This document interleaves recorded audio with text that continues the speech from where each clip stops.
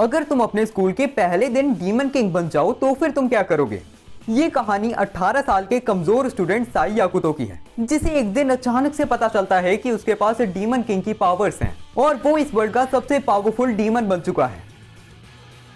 तो कहानी के शुरुआत में हम एक रेलवे स्टेशन को देखते हैं। ट्रेन के अंदर से एक आदमी बाहर आता है और हमें जानने को मिलता है कि इस आदमी का नाम साई याकुतो है। याकुतो अभी कांस्टेंट मैजिक स्कूल में एडमिशन लेने के लिए जा रहा है, लेकिन इसी समय वो देखता है कि एक बूढ़ी औरत का कुछ सामान नीचे गिर जाता है, जिसके बाद वो उस औरत का सारा सामान उठाने में उसकी मदद करता है और वो उस औरत के बैग को उठाने के लिए भी कहता है। लेकिन बूढ़ी अम्मा कहने लग जाती है कि वो अपने बैग को खुद ही उठा लेंगी। और इसी समय हम देखते हैं कि वहां पर एक लड़की आती है जो साई याकुतो को देखते ही उसके सिर पे लात मार देती है और हमें जानने को मिलता है कि ये बूढ़ी अम्मा इस लड़की की ग्रैंड माँ है और इस लड़की को भी ऐसा लग रहा था कि साई याकुतो इस अम्मा के साथ लड़ रहा था।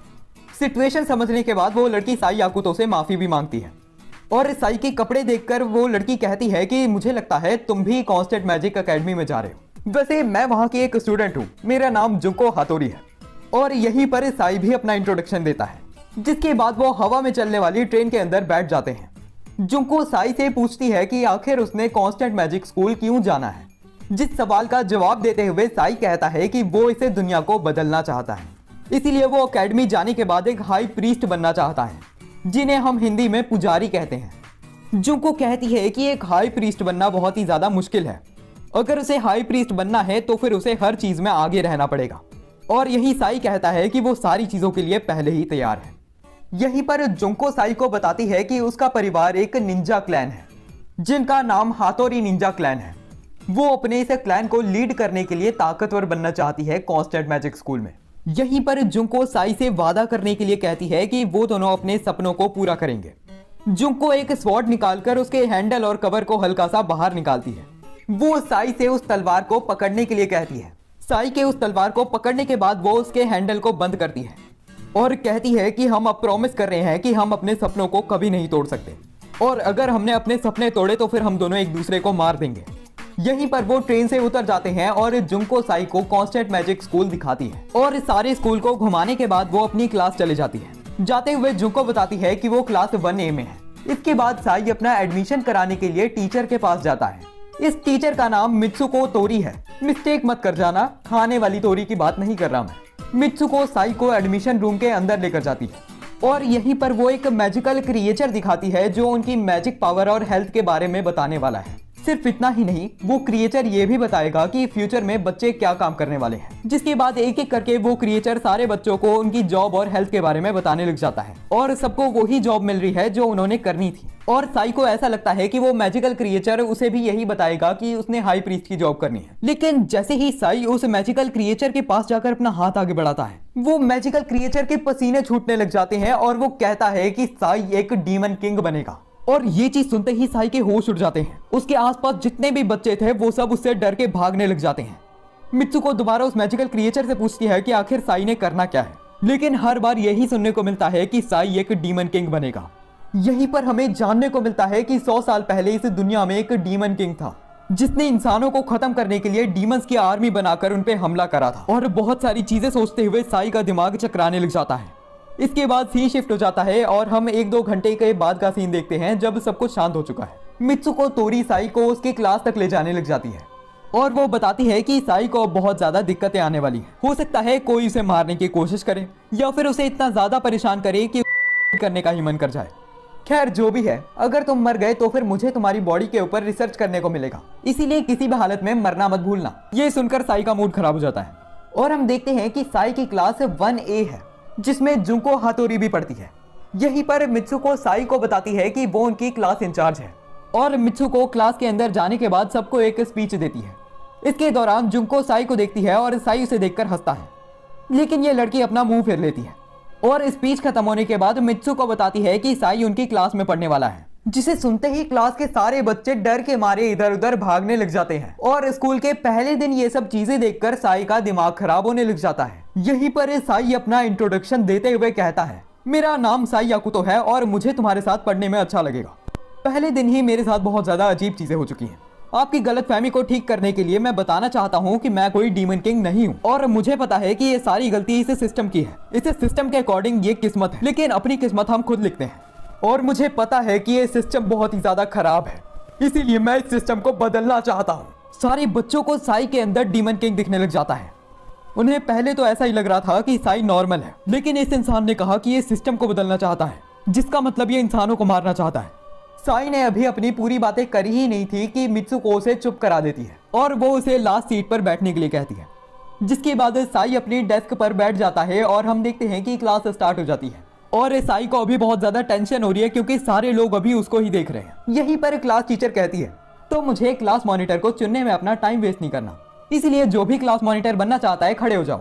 यहीं पर जुंको मॉनिटर बनने के लिए खड़ी होती है क्योंकि वो पिछले साल भी मॉनिटर ही थी। लेकिन उसी समय हम देखते हैं कि एक मीवा हिरोशी नाम का बंदा खड़ा हो जाता है और वो कहता है कि इस साल का क्लास मॉनिटर साई याकुतो बनना चाहिए, जिसे सुनते ही जुंको को गुस्सा आता है। यहीं पर साई खड़ा होता है और वो कहता है कि वो क्लास मॉनिटर बनने के लायक ही नहीं है, इसीलिए वो साफ सफाई क्लब के अंदर जाना चाहता है। लेकिन तभी मित्सुको साई से पूछती है क्या वो सीरियस है, क्योंकि क्लीनिंग क्लब को बहुत ज्यादा समय पहले ही बंद कर दिया था, लेकिन उसके बावजूद भी कुछ स्टूडेंट्स ने वो क्लब बना लिया है और उसके बच्चे मर्डर, ड्रग सप्लाई ऐसे काम करते हैं। और ये चीज सुनते ही साई सबसे माफी मांगने लग जाता है। यहीं पर जुंको उसके पास आती है और वो कहती है, साई याकुतो, तुमने मेरा भरोसा तोड़ दिया है। साई माफी मांगने लग जाता है, लेकिन जुंको कहती है कि माफी से कुछ नहीं होगा। वो अपने हाथों में 2 लकड़ी की तलवारें समन करती है और वो एक तलवार साई को पकड़ा के उससे लड़ने के लिए कहती है। यहीं पर मित्सुको तोरी बताती है कि इस स्कूल में लड़ना अलाउड है, क्योंकि ये स्कूल बहुत ज्यादा पहले से ही बच्चों को वॉर के लिए तैयार करता है। और यहीं पर जुंको अपनी मैजिक पावर बाहर निकालने लग जाती है। वो एक हमला करती है जिससे साई बहुत ज्यादा मुश्किल से बचता है और वो अपने मन में सोचता है, अगर मैं इसी तरह यहाँ पर मार खाते रहा तो फिर मेरी मौत हो जाएगी, लेकिन अगर बाई चांस मैं किसी को हल्की सी हानि पहुंचा दूं तो फिर सिचुएशन बहुत ज्यादा बिगड़ जाएगी, लेकिन मुझे कुछ ना कुछ करना पड़ेगा, नहीं तो मैं मर जाऊंगा। जिसके बाद साई जुंको की तरफ बहुत ज्यादा तेजी से आगे बढ़ता है और वो उसको उसकी कमर से पकड़ लेता है। वो कहता है कि इस तरह बेवकूफी करने से कुछ नहीं होगा, लेकिन तभी जुंको कहती है कि अभी तक तो मुझे लग रहा था तू एक बेकार इंसान है, लेकिन तू तो एक बेकार इंसान के साथ ठरकी भी है। वो साई के कोनी मारकर उस पर हमला करती है, लेकिन इसी समय साई जुंको के हमले को अपने हाथ से रोक लेता है और इसी समय हम देखते हैं कि साई के हाथ में मौजूद सारे मसल्स बड़े होने लग जाते हैं और उसके हाथों से बहुत ही ज्यादा एनर्जी निकलती है और साई कहता है कि वो इस ताकत को कंट्रोल नहीं कर पा रहा। इधर एक एक्सप्लोजन होने ही वाला था कि मित्सुको एक मैजिक करके एक बैरियर बनाती है, लेकिन इतनी ज्यादा पावर से वो बैरियर टूट जाता है और यहाँ पर एक धमाका हो ही जाता है और एक बच्चा क्या, यहाँ पर तो पूरी क्लास को ही चोट लग गई है। और साई अपनी ही पावर्स को देखकर हैरान हो जाता है कि आखिर उसके पास इतनी ज्यादा पावर क्यों है। स्टूडेंट काउंसिल में लिली शिराइशी, काना कामियामा, आर्नोल और मिचियो ताके को पता चल चुका है साई के बारे में। अब शाम हो जाती है और हम लड़कों के डॉम को देखते हैं। साई की हरकतें देखकर हिरोशी मीवा उसका एक फैन बन चुका है। वो कहता है कि वो साई के लिए कुछ भी करने के लिए तैयार है। जिसके बाद साई हिरोशी से पूछता है कि आखिर लड़कियों का डॉम किधर है, जिसे सुनकर हिरोशी कहता है, तो फिर आपने वैसी चीजें करनी है मास्टर। और हिरोशी साई को लड़कियों के डॉम के पास ले आता है। एक रूम के अंदर हम जुंको को देखते हैं जिसके पूरे शरीर पे अभी घाव लगे हैं। उसे साई से नफरत हो रही है, लेकिन अंदर ही अंदर उसे ऐसा लग रहा है कि उसे साई से प्यार हो गया है। यहीं पर साई जुंको के कमरे के बाहर आकर उसकी खिड़की पर अपना 3 बार हाथ मारता है और ये सुनते ही जुंको को गुस्सा आने लग जाता है। यहीं पर वो खिड़की खोलती है और साई को एक लात मारकर उसे नीचे गिरा देती है और वो कहती है, बेवकूफ इंसान, 3 बार किसी के घर के बाहर की खिड़की पर अपना हाथ खटखटाने से यहाँ पर लोग प्यार का इजहार करते हैं। यहीं पर जुंको साई के पीछे भागने लग जाती है और साई भागते हुए कहता है कि वो तो सिर्फ माफी मांगने के लिए आया था। और इस भाग दौड़ में साई की बुरी तरह फट चुकी है, क्योंकि जुंको साई के ऊपर हमले इस तरह के कर रही है और सारे रास्ते में लोटपोट होते हुए वो नीचे गिर जाता है। यहीं पर उसे अपने सामने एक लड़की दिखती है जो कहती है, लगता है मेरा प्रिंस मेरे लिए आ चुका है। और वो लड़की कहती है, जवान आदमी, मैं तुम्हारी मदद कर सकती हूँ। यहीं पर साई अपनी मुंडी घुमाता है और उसे गुस्से में आग बबूली हुई जुंको हाथोरी दिखती है। साई उसे लाल बाल वाली लड़की से उसकी मदद करने के लिए कहता है। यहीं पर जुंको भी बहुत ज्यादा तेजी से आती है। लाल लड़की उसके सामने आती है और वो कहती है, तुम उस आदमी को नुकसान नहीं पहुंचा सकती क्योंकि वो एक काम का आदमी है। लेकिन जुंको उसको इग्नोर करके साई के ऊपर हमला करने लग जाती है। यहीं पर साई अनकॉन्शियसली ही एक मैजिक स्पेल को एक्टिवेट कर देता है और वहां पर ब्लास्ट कर देता है और इस हमले का इम्पैक्ट बहुत ही ज्यादा था। और यहीं पर हमें जानने को मिलता है कि इस लाल बाल वाली लड़की का नाम है सोगा केना। साई अपनी सिचुएशन देखते हुए अभी सोच रहा था कि उसे क्या करना चाहिए, कि उसी समय हम देखते हैं कि वहां पर एक डायमेंशन खुलता है और इस डायमेंशन के गेट में से हम देखते हैं कि एक हरे बाल वाली लड़की आती है जो कहती है, मैं एक एंड्रॉइड हूं और मेरा नाम कोरोने है। आज से मैं 24 घंटे तुम्हारे साथ रहने वाली हूं। और पता नहीं क्या चक्कर है कि इन एनिमे कैरेक्टर्स को आरजीबी इतनी ज्यादा आसानी से मिल जाती है। सीन स्विच होता है और हम कुछ साल पहले का सीन देखते हैं। एक ऑर्फनेज के अंदर अभी सारे लोग बहुत ज्यादा परेशान हैं क्योंकि एक लड़की रोना बंद कर ही नहीं रही है। उस लड़की के पास एक लड़का आता है जो कि साई याकुतो है। वो उसके बाल पकड़ता है और उसे एक हेयर पिन देता है जो कि एक चिड़िया की शेप की है और इस चीज के बाद साई याकुतो वहां से चले जाता है। अब दोबारा सीन शिफ्ट होता है और हम प्रेजेंट में साई, सोगा और कोरोने को देखते हैं। हमें जानने को मिलता है कि कोरोने एक एंड्रॉइड है जिसका मतलब वो एक ह्यूमन रोबोट है। कोरोने एक गन निकालती है और वो जुंको के ऊपर शूट करती है। इससे जुंको के सारे घाव ठीक हो जाते हैं और वो उठ के यहाँ से भाग जाती है। साई जुंको के पीछे जाने लगता है। कोरोने साई को आगे बढ़ने से रोक देती है और वो कहती है कि उसे गॉड ने भेजा है साई को ऑब्जर्व करने के लिए। जैसे कि साई ने पहले ही जुंको को बहुत ज्यादा डैमेज पहुंचा दिया है, वो उसे जुंको के पास जाने नहीं देगी। और जैसे ही साई अपने पीछे देखता है उसे सोगा की यूनिफॉर्म दिखती है। यही वो एक हेयर पिन को हवा में उड़ता हुआ देखता है और यह इसीलिए हो रहा है क्योंकि सोगा के पास मिस्टर इंडिया की पावर्स हैं। कोरोने साई से कहती है कि उसने इतनी ज़्यादा डिस्ट्रक्शन कर दी है कि उसे अब हेडमास्टर के पास जाना पड़ेगा। सीन शिफ्ट हो जाता है और हम हेडमास्टर के ऑफिस को देखते हैं। ऑफिस के अंदर जाते ही साई सबसे पहले हेडमास्टर से माफ़ी मांगता है और यही हेडमास्टर कहते हैं, तो तुम एक डीमन किंग बनने वाले हो। शायद मुझे ये सुनकर बुरा लगना चाहिए, लेकिन मुझे ये सोचकर खुशी हो रही है कि तुम फ्यूचर में एक बड़े आदमी बनने वाले हो। शायद एक सीरियल किलर या फिर डीमन किंग जो लोगों के ऊपर राज करता है। कम से कम लोग ये तो कहेंगे ना कि demon king constant magic school से ग्रेजुएट हुआ था। जिसके बाद वो सीरियस हो जाता है और कहता है, मुझे इस चीज़ की कोई परवाह नहीं है कि तुम फ्यूचर में क्या बनने वाले हो। अभी तुम मेरी एकेडमी के अंदर हो और यहाँ पे कोई भेदभाव नहीं होता, इसीलिए तुम यहाँ पर बिना किसी दिक्कत के रह सकते हो। वो हेडमास्टर के ऑफिस के बाहर आ जाते हैं। मित्सुको साई के साथ एक होटल में बैठती है और बात करते हुए साई से पूछती है कि आखिर उसे अपनी बॉडी के अंदर किस तरह के चेंजेस महसूस हो रहे हैं। साई बताता है कि जैसे ही उसने अपने हाथ को थोड़ा सा टेंस करा था, उसे अपने हाथ के अंदर बहुत ही ज़्यादा पावर और वेट महसूस हो रहा था। उसे अपना पूरा शरीर भारी लग रहा था और उसके अंदर से बहुत सारी एनर्जी निकल रही थी और वो इतनी ज़्यादा एनर्जी थी कि वो उसे कंट्रोल भी नहीं कर पाया। यहीं पर मित्सुको बताती है, मैजिक असलियत में और कुछ नहीं होता, बल्कि हमारे अंदर और बाहर की एनर्जी को यूज़ करना होता है। साई की बॉडी के अंदर बस नॉर्मल लोगों से कहीं गुना ज़्यादा मैजिक है, जिसकी ही वजह से वो नॉर्मल लोगों से अलग हो जाता है और एक डीमन किंग बनता है। और मित्सुको साई को एक डायरी देती है। साई देखता है कि उसे डायरी के अंदर सारे कांस्टेंट मैजिक एकेडमी के स्टूडेंट्स की प्रोफाइल है और वो उसे डायरी का यूज़ करके किसी को भी कॉल कर सकता है। और यहीं पर मित्सुको कहती है, साई याकुतो, तुम्हें जब भी मरने का मन करे मेरे को कॉल ज़रूर करना। अब आधी रात हो जाती है और साई अपने कमरे के अंदर जाकर बिस्तरे पे लेट जाता है और कोरोने उसकी ऑब्जर्वर है, इसलिए वो उसको कमरे में भी देख रही है। यहीं पर साई कोरोने से भी सोने के लिए कहता है, जिसके बाद वो डोरेमोन की तरह उसे अलमारी में सोने की परमिशन दे देता है और कोरोने अलमारी के अंदर सो जाती है।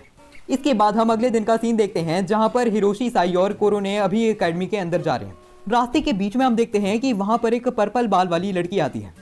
इसका नाम तेरुया एको है। यहीं पर हिरोशी साई को बताता है कि ये गर्ल्स के डॉम की लीडर है। तेरुया साई से कहती है, तुम तो वही ट्रांसफर स्टूडेंट हो ना साई याकुतो, मुझे तुमसे मिलकर खुशी हुई। तेरुया साई का हाथ पकड़ लेती है और वो कहती है कि अगर साई को कोई भी मदद की जरूरत होगी तो फिर तेरुया करने के लिए तैयार है। जिसके बाद तेरुया वहां से चली जाती है और साई कहता है, ये पहली इंसान है जिसने मुझे नॉर्मली ट्रीट करा। इसके बाद हम क्लास के अंदर का सीन देखते हैं। क्लास के अंदर सारे बच्चे बहुत ही ज़्यादा तंग हैं क्योंकि कोरोने क्लास के अंदर बैठी हुई है और कोरोने जैसे एंड्रॉइड्स भी बहुत ही ज़्यादा कम क्वांटिटी में बनाए गए हैं, तो उन्हें देखना काफ़ी ज़्यादा रेयर है। लेकिन साई इस सारी अटेंशन से परेशान हो चुका है।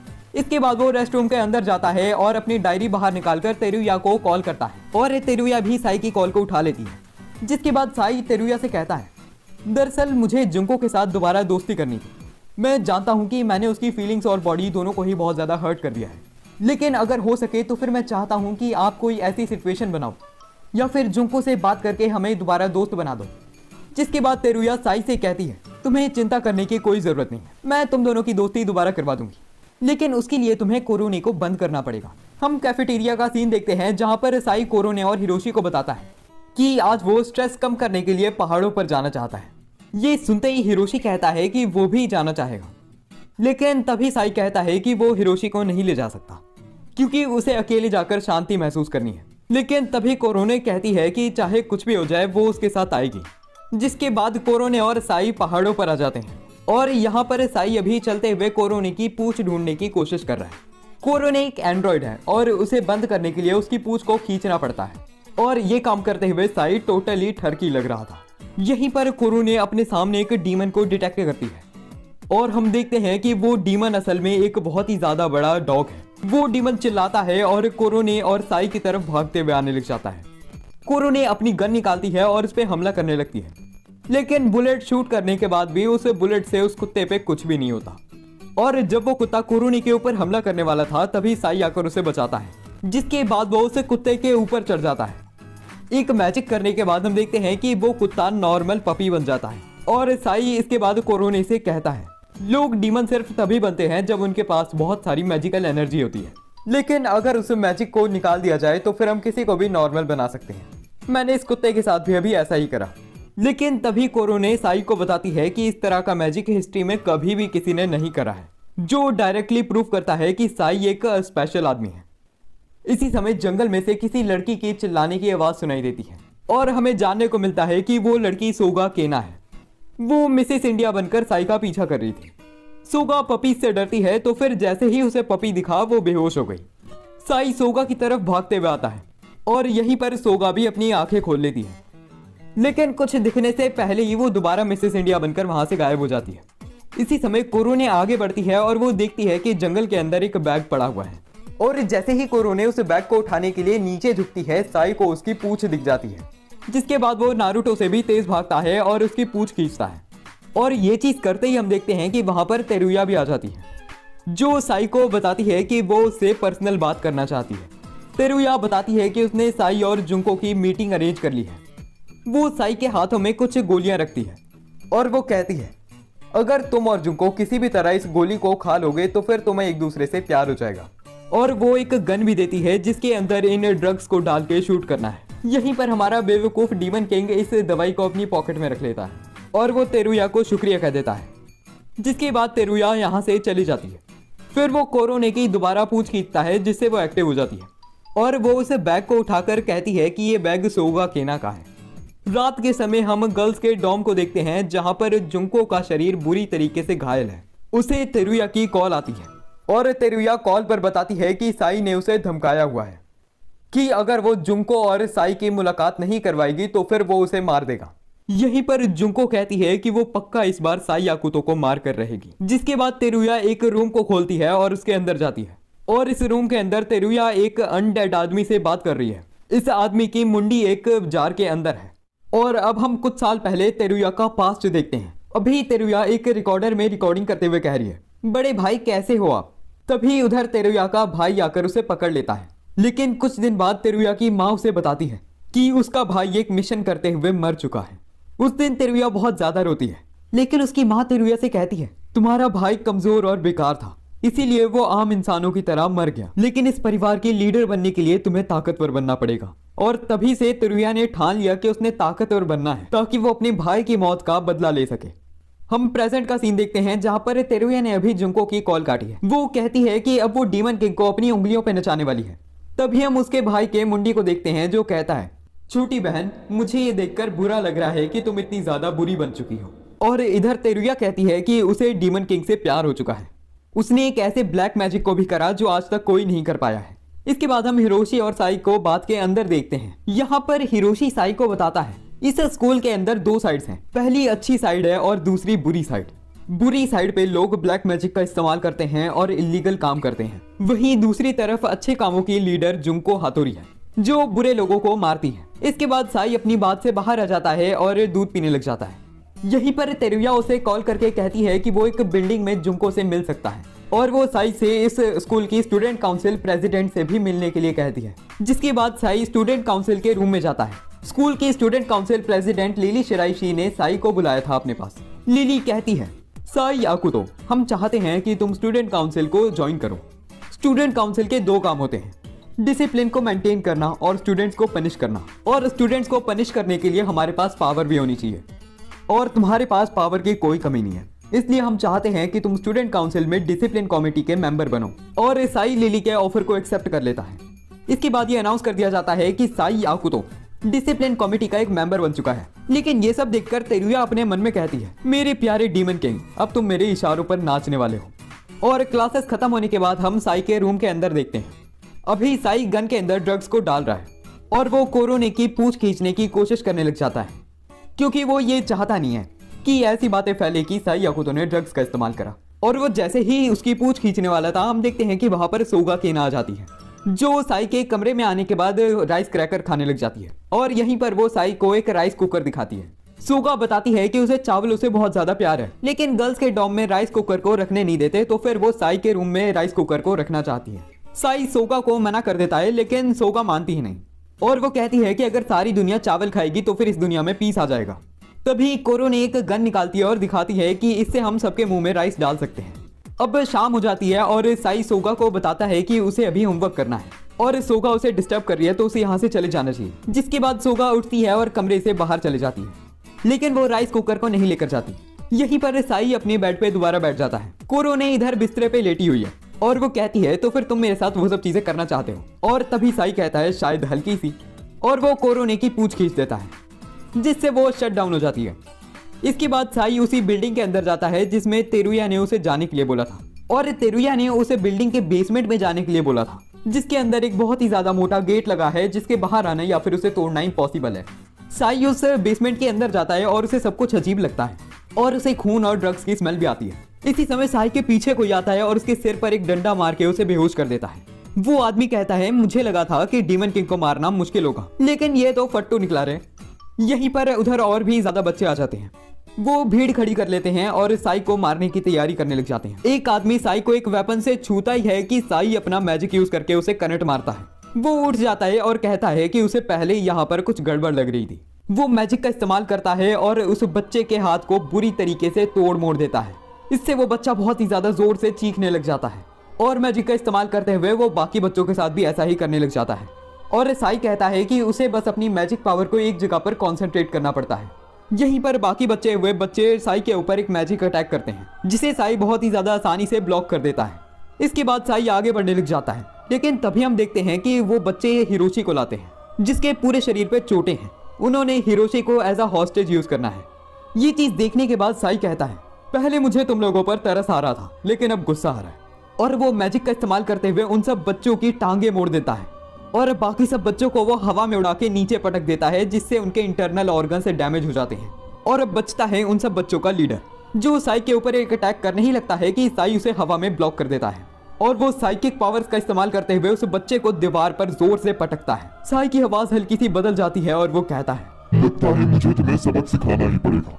और वो मैजिक का यूज करते हुए बच्चे की टांग को बहुत ही ज्यादा घुमाने लग जाता है और वो बच्चा जोर से चीखने चिल्लाने लग जाता है। इसी समय यहाँ पर जुंको हातोरी आ जाती है, जो साई से कहती है, तो साई याकुतो, तुमने अपने असली रंग दिखाने शुरू कर ही दिए। तभी साई कहता है, अरे जुंको मेरी बात सुनो, ये लोग मुझे मार रहे थे और मैं अभी सेल्फ डिफेंस कर रहा था। तभी जुंको कहती है, झूठ मत बोलो, मैं साफ साफ देख सकती हूँ कि तुम उस बच्चे को मारकर कितना खुश हो रहे थे। वो साई की तरफ आगे बढ़ती है।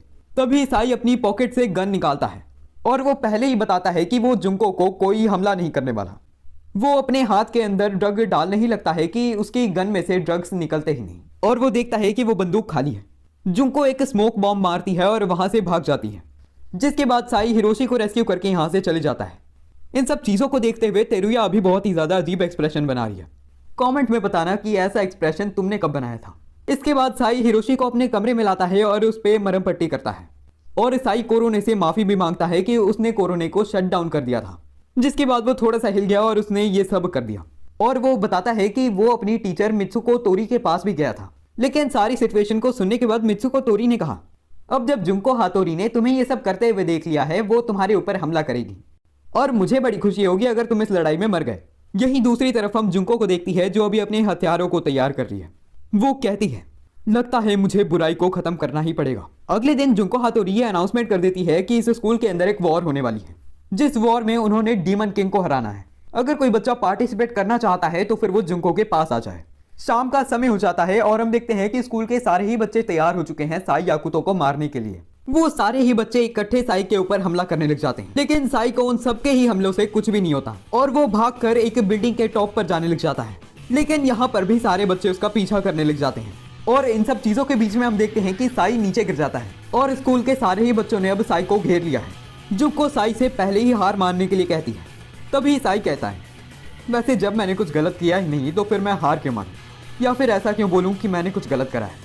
जो भी है, अगर मैं अभी कुछ भी कहूंगा तो फिर उसका कोई मतलब नहीं बनता, क्योंकि तुम सब लोग तो पहले ही मुझ पर भरोसा नहीं करते। जिसके बाद जुको साई के ऊपर हमला करती है। इससे हम देखते हैं कि साई के सिर से खून बहने लग जाता है और वो जैसे ही अपना फाइनल ब्लो करने लगी थी वहां पर सोगा केना आ जाती है, जो कहती है कि के चान बिल्कुल सही है, उसने कुछ बुरा नहीं करा तो फिर उसे मारने की भी जरूरत नहीं, और वैसे भी को चान तुम्हें कुछ छुपाने की जरूरत नहीं है, मुझे पता है कि तुम के चान से प्यार करती हो।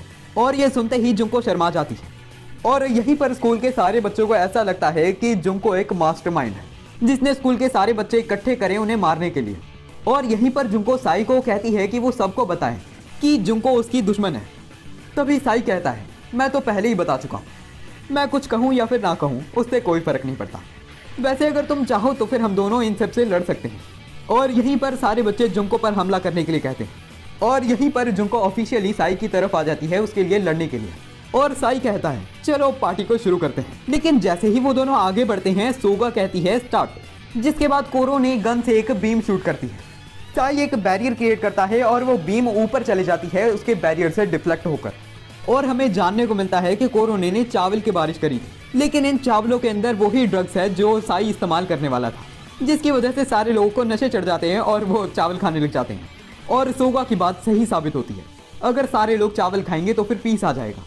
और बाद में रात के समय सोगा साई को बताती है उसने साई की गन में से ड्रग्स को निकाल लिया था, अगर साई उसे खा लेता तो फिर उसे तेरुया से प्यार हो जाता और वो उसका नौकर बन जाता। और यहीं पर साई सोचने लग जाता है कि आखिर तेरुया लोगों को अपना नौकर क्यों बनाना चाहती है। तभी कोरो ने बताती है कि ये मेडिसिन ब्लैक मैजिक का इस्तेमाल करके ही बनाई जा सकती है, लेकिन इन सब चीजों से भी साई को कुछ नहीं पता चलता। इसके बाद हम थोड़े समय पहले तेरुया के भाई का सीन देखते हैं। तेरुया का भाई अभी कुछ रिकॉर्ड करता है और कहीं पर भागते हुए जाने लग जाता है और एक अजीब सी खंडर सी जगह पर आकर वो किसी को बताता है कि उसे कुछ भी याद नहीं है। और जिस आदमी से वो ये सब कह रहा था वो आदमी कहता है, तो फिर तुम्हारा काम यहीं पर खत्म होता है। जिसके बाद हम दोबारा कांस्टेंट मैजिक एकेडमी का सीन देखते हैं, जहां पर तेरुया अभी साई को देख रही है। फिलहाल उनकी फिजिकल क्लास चल रही है जिसमें उन्होंने एक मैजिक बॉल से कैच खेलना है। साई अपने लिए एक पार्टनर ढूंढ रहा था। यहीं पर साई के पास जुंको आकर कहती है कि वो उसके साथ खेल सकती है। साई को ये सुनकर बहुत ज्यादा अच्छा लगता है और वो जुंको का हाथ पकड़ लेता है और उसे शुक्रिया करने के बाद हम देखते हैं कि जुंको और साई दोनों खेलने लग जाते हैं। साई बॉल मारने से पहले कहता है कि वो इस बार कोई भी गड़बड़ नहीं करेगा और वो धीरे से बॉल को फेंक देता है, लेकिन वो धीरे से बहुत कम स्ट्रेंथ से फेंकी हुई बॉल बहुत ज्यादा जोर से फट जाती है और दोबारा से वहां पर एक बहुत ही ज्यादा बड़ा गड्ढा हो जाता है। और इसके बाद साई सोचने लग जाता है कि आखिर उसे क्या करना चाहिए।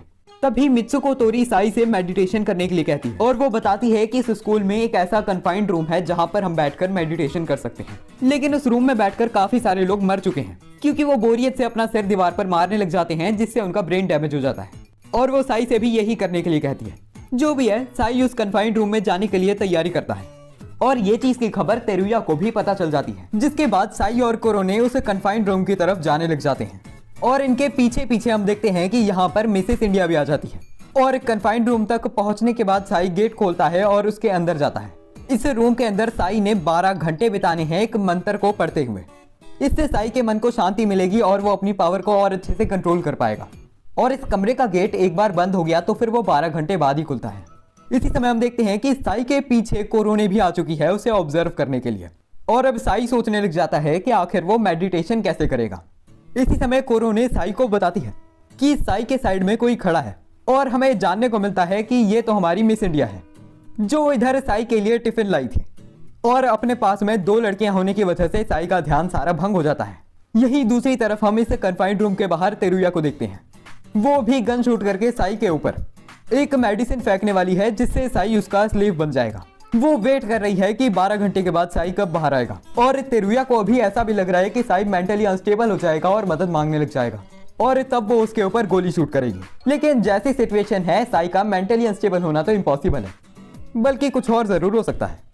इसी समय वो दीवार पर अपनी पीठ लगाकर बैठता है, लेकिन तभी वो देखता है कि दीवार टूटने लग जाती है और उसके अंदर से एक पेपर बाहर आता है। ये पेपर खोलने के बाद साई देखता है कि इसके अंदर एक ट्रेजर मैप है, लेकिन साई को ऐसा लगता है कि एक मजाक है और वो मेडिटेशन करने के लिए बैठ जाता है। और वो ध्यान लगाता ही कि उससे पहले सोगा गेट ठकठकाने लग जाती है क्योंकि उसने वॉशरूम करने जाना है। लेकिन ये सारी आवाजें सुनकर तेरुया को ऐसा लग रहा है कि साई मेंटली अनस्टेबल होकर मदद मांग रहा है और वो कहती है शायद उसे ड्रग से शूट करने की भी जरूरत नहीं है। जिसके बाद वो इमरजेंसी बटन दबाकर गेट खोलती है और वो अपनी बाहें फैलाकर कहती है, मैं तुम्हें बचाने के लिए आ चुकी हूँ साई याकुतो। लेकिन उसी समय साई की जगह उस कमरे में से बाहर आती है सोगा, जो तेरुया को नीचे गिराकर भाग जाती है। और इन सारी चीजों को देखकर तेरुया को बहुत ज्यादा अजीब लगता है। जिसके बाद साई उसे सारी चीजें समझाता है और साई के हाथों से ट्रेजर मैप भी नीचे गिर चुका था, जिसे तेरुया उठाती है और अपने पास रखकर वहां से चले जाती है। इसके बाद तेरुया अपने भाई के पास जाती है और उससे पूछती है कि आखिर इस ट्रेजर मैप का चक्कर क्या है। लेकिन जार में बंद तेरुया का भाई कहता है कि उसे कुछ नहीं पता। ऐसा तेरुया इसलिए कह रही है क्योंकि इस ट्रेजर मैप के ऊपर राइटिंग उसके भाई की है। और यार मैं एक चीज के लिए माफी मांगता हूँ, मैंने गलती से इस पूरी वीडियो में इस लड़की को तेरुया बोल दिया, लेकिन इसका नाम फुजिको एतो था। तेरुया तो आगे आने वाली एक कैरेक्टर का नाम था और उस चीज के लिए मैं माफी मांगता हूँ और अब मैं इस लड़की का नाम सही बोलूंगा। स्टोरी को कंटिन्यू करते हैं। आगे हम अगले दिन का सीन देखते हैं और फुजिको अभी सोच रही है कि आखिर उसे ट्रेजर मैप के अंदर था क्या। इसी समय फुजिको के पास एक लड़की आती है जिसका नाम है तेरुया एको, जो बताती है कि वो यहाँ पर डीमन किंग का दिल जीतने के लिए आई है। और फुजिको कहती है उस लड़के को हाथ भी लगाए तो देख लेना मैं क्या करूंगी। जिसके बाद तेरुया यहाँ से चली जाती है। इसी समय फुजिको देखती है कि थिएटर रूम के बाहर बच्चों की भीड़ लगी हुई है और जैसे ही फुजिको अंदर देखती है उसके होश उड़ जाते हैं क्योंकि थिएटर रूम के अंदर अभी मैप शो किया जा रहा है जो फुजिको ने कल उठाया था। और जैसे ही वो अपने कमरे के अंदर जाती है उसे अपना मैप नहीं मिलता और हम देखते हैं कि पूरे स्कूल के अंदर ही मैप लगा दिया गया है, जिसे देखकर साई को भी बहुत ज्यादा अजीब लगता है। लेकिन उसी समय फुजिको वहां पर आकर साई से कहती है, इन सारी चीजों का क्या मतलब है राक्षस की औलाद। और पूरे स्कूल को घूमने के बाद कोरोने साई और फुजिको को दिखाती है कि असलियत में सोगा केना इन सारे मैप को लगा रही है, जिसे देखकर फुजिको को बहुत ज्यादा गुस्सा आता है। और यहीं पर हम देखते हैं कि स्कूल के अंदर कुछ घायल लोग आते हैं। ये वो स्टूडेंट्स हैं जो उस मैप पे लिखी हुई लोकेशन पर गए थे और वो बच्चे बताते हैं कि उस मैप की लोकेशन पर बहुत ही ज्यादा डीमंस हैं। स्टूडेंट काउंसिल प्रेसिडेंट भी अभी साई से कह रही है कि वो इन सारी चीजों को सॉल्व करे। अगर साई सारे बच्चों से बोल देगा कि वो बच्चों को पनिश करेगा जो भी उस लोकेशन पर जाने की कोशिश करेगा, तो फिर और बच्चे उस लोकेशन पर नहीं जाएंगे। इसके बाद स्कूल में एक इमरजेंसी मीटिंग ऑर्गेनाइज करी जाती है। सारे बच्चों को साई बताता है कि अगर कोई भी उसे ट्रेजर मैप की लोकेशन पर जाने की कोशिश करेगा तो फिर साई उन्हें पनिश करेगा। लेकिन सारे बच्चों का ऐसा लगने लग जाता है कि वो मैप से साई नहीं लगाए हैं और सारे बच्चे साई से उस लोकेशन पर जाने के लिए कहने लग जाते हैं। और साई अभी कुछ बता नहीं लगता कि वो सारे बच्चे साई के ऊपर कूड़ा फेंकते हैं। उन्हें ऐसा लग रहा है कि साई ने ही उस ट्रेजर मैप की लोकेशन पर डीमन छोड़े हैं। यहीं पर तेरुया एको भी जोर से भागते हुए आती है और साई के ऊपर चढ़ जाती है और वो साई से उसे ट्रेजर मैप की लोकेशन पर जाने के लिए कहती है। और अब सारे ही बच्चे इस चीज के लिए चीखने चिल्लाने लग जाते हैं, तो फिर साई इस ऑफर को एक्सेप्ट कर लेता है और इस जर्नी पर जाने के लिए फुजिको दोबारा साई को एक गोली देती है खाने के लिए। हाँ, वो बात अलग है कि साई को फुजिको की गोलियों पर अब भरोसा नहीं है। जिसके बाद साई, हिरोशी और कोरोने तैयार हो जाते हैं उस लोकेशन पर जाने के लिए। इसी समय दोबारा साई के सिर के ऊपर चढ़ जाती है तेरुया और वो साई से उसे भी ले जाने के लिए कहने लग जाती है। जिसके बाद ये चारों लोग ट्रेजर मैप की लोकेशन पर जाने लगते हैं और उन्हें अपने सामने एक खंडर दिखता है जो देखने से ही बहुत ही ज्यादा बड़ा लग रहा है। इसके बाद वो सारे लोग उस खंडर के अंदर जाते हैं और वो कोई नॉर्मल खंडर नहीं है, उसके अंदर एक डंजन भी है। और वो जब उस डंजन के अंदर आगे बढ़ते हैं उन्हें बहुत सारी कब्रें दिखती हैं। ये कब्रें उन लोगों की है जो यहाँ पर आकर मरे हैं। इसी समय साई अपनी गन बाहर निकाल लेता है और वो सारे लोगों से उसके पीछे कवर लेने के लिए कहता है। यहाँ पर एक अजीब सा तूफान आ रखा है। सीन शिफ्ट होता है और हम अकेडमी के गर्ल्स के डॉर्म को देखते हैं। यहाँ पर जुंको अभी रूम्स को चेक कर रही है। उसे इधर सोगा केना का रूम मिलता है, जिसे जुंको उठाती है और उससे पूछती है कि साई कहाँ पर है। जिसके बाद सोगा बताती है कि साई उस अजीब से ट्रेजर मैप वाली लोकेशन पर गया है। जिसके बाद जुंको भी वहां पर जाने के लिए रवाना हो जाती है। सीन शिफ्ट होता है और हम देखते हैं कि तेरुया उस बवंडर से लड़ने के लिए तैयार हो चुकी है। वो पहले अटैक में उस बवंडर को काट देती है, लेकिन वो दोबारा जुड़ जाता है और वो बवंडर तेरुया पे हमला करके उसके कुछ कपड़े फाड़ कर उसे फेंक देता है। तेरुया साई के पैरों में पड़ जाती है और उससे बदला लेने के लिए कहती है। और हाँ, ये प्योर एक्टिंग है, लेकिन साई को ये सब सच लगता है और वो उसे बवंडर के ऊपर एक गोली शूट करता है। और हम देखते हैं कि उसे बवंडर के अंदर से बहुत सारे चमगादड़ बाहर निकलते हैं। और यही तेरुया भी बताती है कि वो तो बस एक्टिंग कर रही थी, उसने साई की पावर को अपनी आंखों से देखना था। यहीं पर साई नीचे गिर जाता है और वो एक अलग रंग की कबर के ऊपर यामाता बोइचिरो नाम के एक आदमी का नाम देखता है और वो देखता है कि उस कबर के नीचे एक छेद है और उस छेद के अंदर एक रिकॉर्डर है और उस रिकॉर्डर में फुजिको के भाई ने रिकॉर्डिंग करी है। यहीं पर हमें जानने को मिलता है कि फुजिको साई के ऊपर नजर रख रही थी एक कैमरा से, और ये रिकॉर्डर देखकर फुजिको सबसे पहले अपने अनडेड भाई से पूछती है कि आखिर ये वहां पर क्यों पड़ा है। लेकिन तभी उसका भाई कहता है कि उसे दरअसल कुछ याद नहीं, और फुजिको को ये सब चीजें देखकर रोना आने लग जाता है। सीन शिफ्ट होता है और हम जुंको हातोरी को भागते हुए देखते हैं। भागते हुए जुंको एक गड्ढे में गिर जाती है। दोबारा से सीन शिफ्ट होता है और हम साई, तेरुया, हिरोशी और कोरोने को देखते हैं। वो इस डंजन के अंदर आगे बढ़ते हुए एक खंडर सी सिटी के अंदर आ जाते हैं। यहाँ पर उन्हें एक बहुत ही ज्यादा पुराना कैसल दिखता है। वो सारे लोग उस कैसल के अंदर जाते हैं और उन्हें स्टील के बने हुए बहुत सारे गार्ड्स दिखते हैं, और हिरोशी इन सब गार्ड्स को देखकर डरने लग जाता है और उसे ऐसा लगता है कि ये सब हिल सकते हैं। लेकिन उसी समय साई बताता है कि ये सब तो पुतले हैं। पर तभी एक गार्ड जिंदा हो जाता है और उन पे हमला करना शुरू कर देता है। साई गन निकालता है और उसके ऊपर हमला करता है, लेकिन उस गार्ड पे इस अटैक का कोई असर नहीं होता। और इसी समय हम देखते हैं कि हिरोशी भी एक वेपन निकालकर उस गार्ड पे हमला करने की कोशिश करता है, लेकिन वो गार्ड उसे पीट देता है। उस गार्ड ने अभी हिरोशी के ऊपर हमला करा ही था कि उसी समय साई उसके वेपन को 2 उंगलियों से पकड़ लेता है और वो उसे विदाउट एनी एफर्ट पटक देता है। इस चीज के बाद वो गार्ड यहाँ से भाग जाता है। यहाँ पर जो सब हुआ उन्हें समझ तो नहीं आया, लेकिन साई हिरोशी को ये जरूर समझाता है कि अगर वो अपने से ताकतवर ओपोनेंट से इस तरह लड़ते रहा तो फिर वो एक दिन मर जाएगा। लेकिन हिरोशी कहता है कि वो साई की मदद करना चाहता था। यहीं पर तेरुया वहां पर एक वीडियो प्लेयर को देखती है। वीडियो प्लेयर में एक अजीब सी केव की रिकॉर्डिंग है जिसका नाम लाइमस्टोन केव है। इसी समय कोरो ने एक केव्स को ढूंढने वाले टूल को निकाल दी है और वो लाइमस्टोन केव को ढूंढने लग जाते हैं। ज्यादा समय जाया करे बिना उन्हें लाइमस्टोन केव मिल जाती है और वो उसके अंदर जाने लग जाते हैं। थोड़ा डिस्टेंस कवर करने के बाद वहां पर एक हॉट स्प्रिंग आ जाती है और साई अपने कपड़े उतार के उस हॉट स्प्रिंग में जाने लग जाता है। यहीं पर उसके पीछे तेरुया भी आ जाती है और वो कहती है कि उसने भी देखना है कि आगे क्या है। और हमें यह भी जानने को मिलता है कि जुंको इसी हॉट स्प्रिंग के अंदर गिर गई थी। जुंको अभी रिलैक्स कर रही थी कि उसे कुछ महसूस होता है। दूसरी तरफ साई अपने सामने एक टेंपल देखता है। उस टेंपल के ऊपर एक बीस्ट है जो आकर उनके ऊपर हमला करने लगता है। साई एक मुक्का मारता है उसके ऊपर, लेकिन उससे भी उस बीस्ट को कुछ नहीं होता। वो बीस्ट साई को काटता है, लेकिन इंजरी सीरियस होने से पहले वो बीस्ट बेहोश हो जाता है। यहीं पर तेरुया उस टेंपल के गेट के नीचे देखती है एक चाबी को, जिसे वो साई की तरफ फेंक देती है। और हाँ यार, मुझसे प्लीज ये मत पूछना कि आखिर ये सिचुएशन किस तरह हुई। अगर तुम फिर भी जानना चाहते हो तो फिर भी मैं तुम्हें नहीं बताऊंगा। खुद ही सोचते रहो कि आखिर इस आदमी के पास ये दोनों बंदियां इस हालत में कैसे आईं। और यहीं पर साई देखता है कि ये सब चीजें फुजिको और सोगा ने करी थी। उसने एक ड्रग का यूज करा था उस बीस्ट को सुलाने के लिए, जिसके बाद वो उन सारी चीजों को फुजिको को दिखाते हैं जो उन्होंने अभी ऑब्टेन करी। और फुजिको बताती है कि ये सारी चीजें उसके भाई की ही हैं। जिन सारी चीजों को बाकी सब लोग नहीं समझ पाए थे उन्हें फुजिको समझती है और एक जगह पर जाके खड़ी हो जाती है। वहां पर वो उस चाबी को घुमाती है, फिर वो यहाँ से गायब हो जाती है और उसके नीचे एक पोर्टल खुल जाता है। शायद इस चीज को मैजिक सर्कल कहना ज्यादा सही होगा। फुजिको के जाने के बाद बाकी सब लोग भी उस मैजिक सर्कल पे खड़े होते हैं और एक जगह पर पहुंच जाते हैं। और जैसे ही वो लोग आगे बढ़ते हैं उनके सामने लिली शिराइशी आ जाती है, जो कहती है कि गेम क्लियर करने के लिए आपको कॉन्ग्रेचुलेशंस। ये चीज सुनकर सारे लोग हक्के बक्के रह जाते हैं। जिसके बाद लिली बताती है कि उसने एक गेम बनाई थी।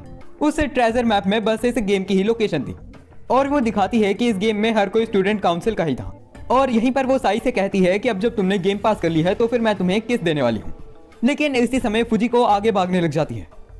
लिली स्टूडेंट काउंसिल के मेंबर्स को फुजिको को रोकने के लिए कहती है, लेकिन इसमें देरी हो जाती है और फुजिको कैसल के अंदर चली जाती है। साई उसके पीछे जाने ही लगता है कि लिली उसे रोक देती है, और वो साई को बताती है कि अगर साई उस कैसल के अंदर जाता है तो फिर वो पूरी तरह एक डीमन किंग कहलाने लगेगा। इसके बाद हम फुजिको को और आगे बढ़ते हुए देखते हैं। वो किसी ईंटों से बनी चीज के ऊपर चाबी लगाती है, और यहीं पर हम ये भी देखते हैं कि साई अब उसके पीछे आ चुका है। लेकिन उसमें देरी हो जाती है और फुजिको के सामने बनी हुई दीवार टूट जाती है। उसके नीचे से हम देखते हैं कि एक बहुत ही ज्यादा बड़ा पत्थर निकलता है। उस पत्थर में क्रैक्स आने लग जाते हैं और हम देखते हैं कि उसके अंदर से एक ड्रैगन बाहर निकलता है। वो ड्रैगन फुजिको से कहता है, मेरा नाम पीटर हॉब्सन है। 100 सालों के बाद पहली बार किसी इंसान ने मुझे आजाद करा है। अगर तुम मुझे हरा सकती हो तो फिर तुम मेरी मास्टर बन सकती हो।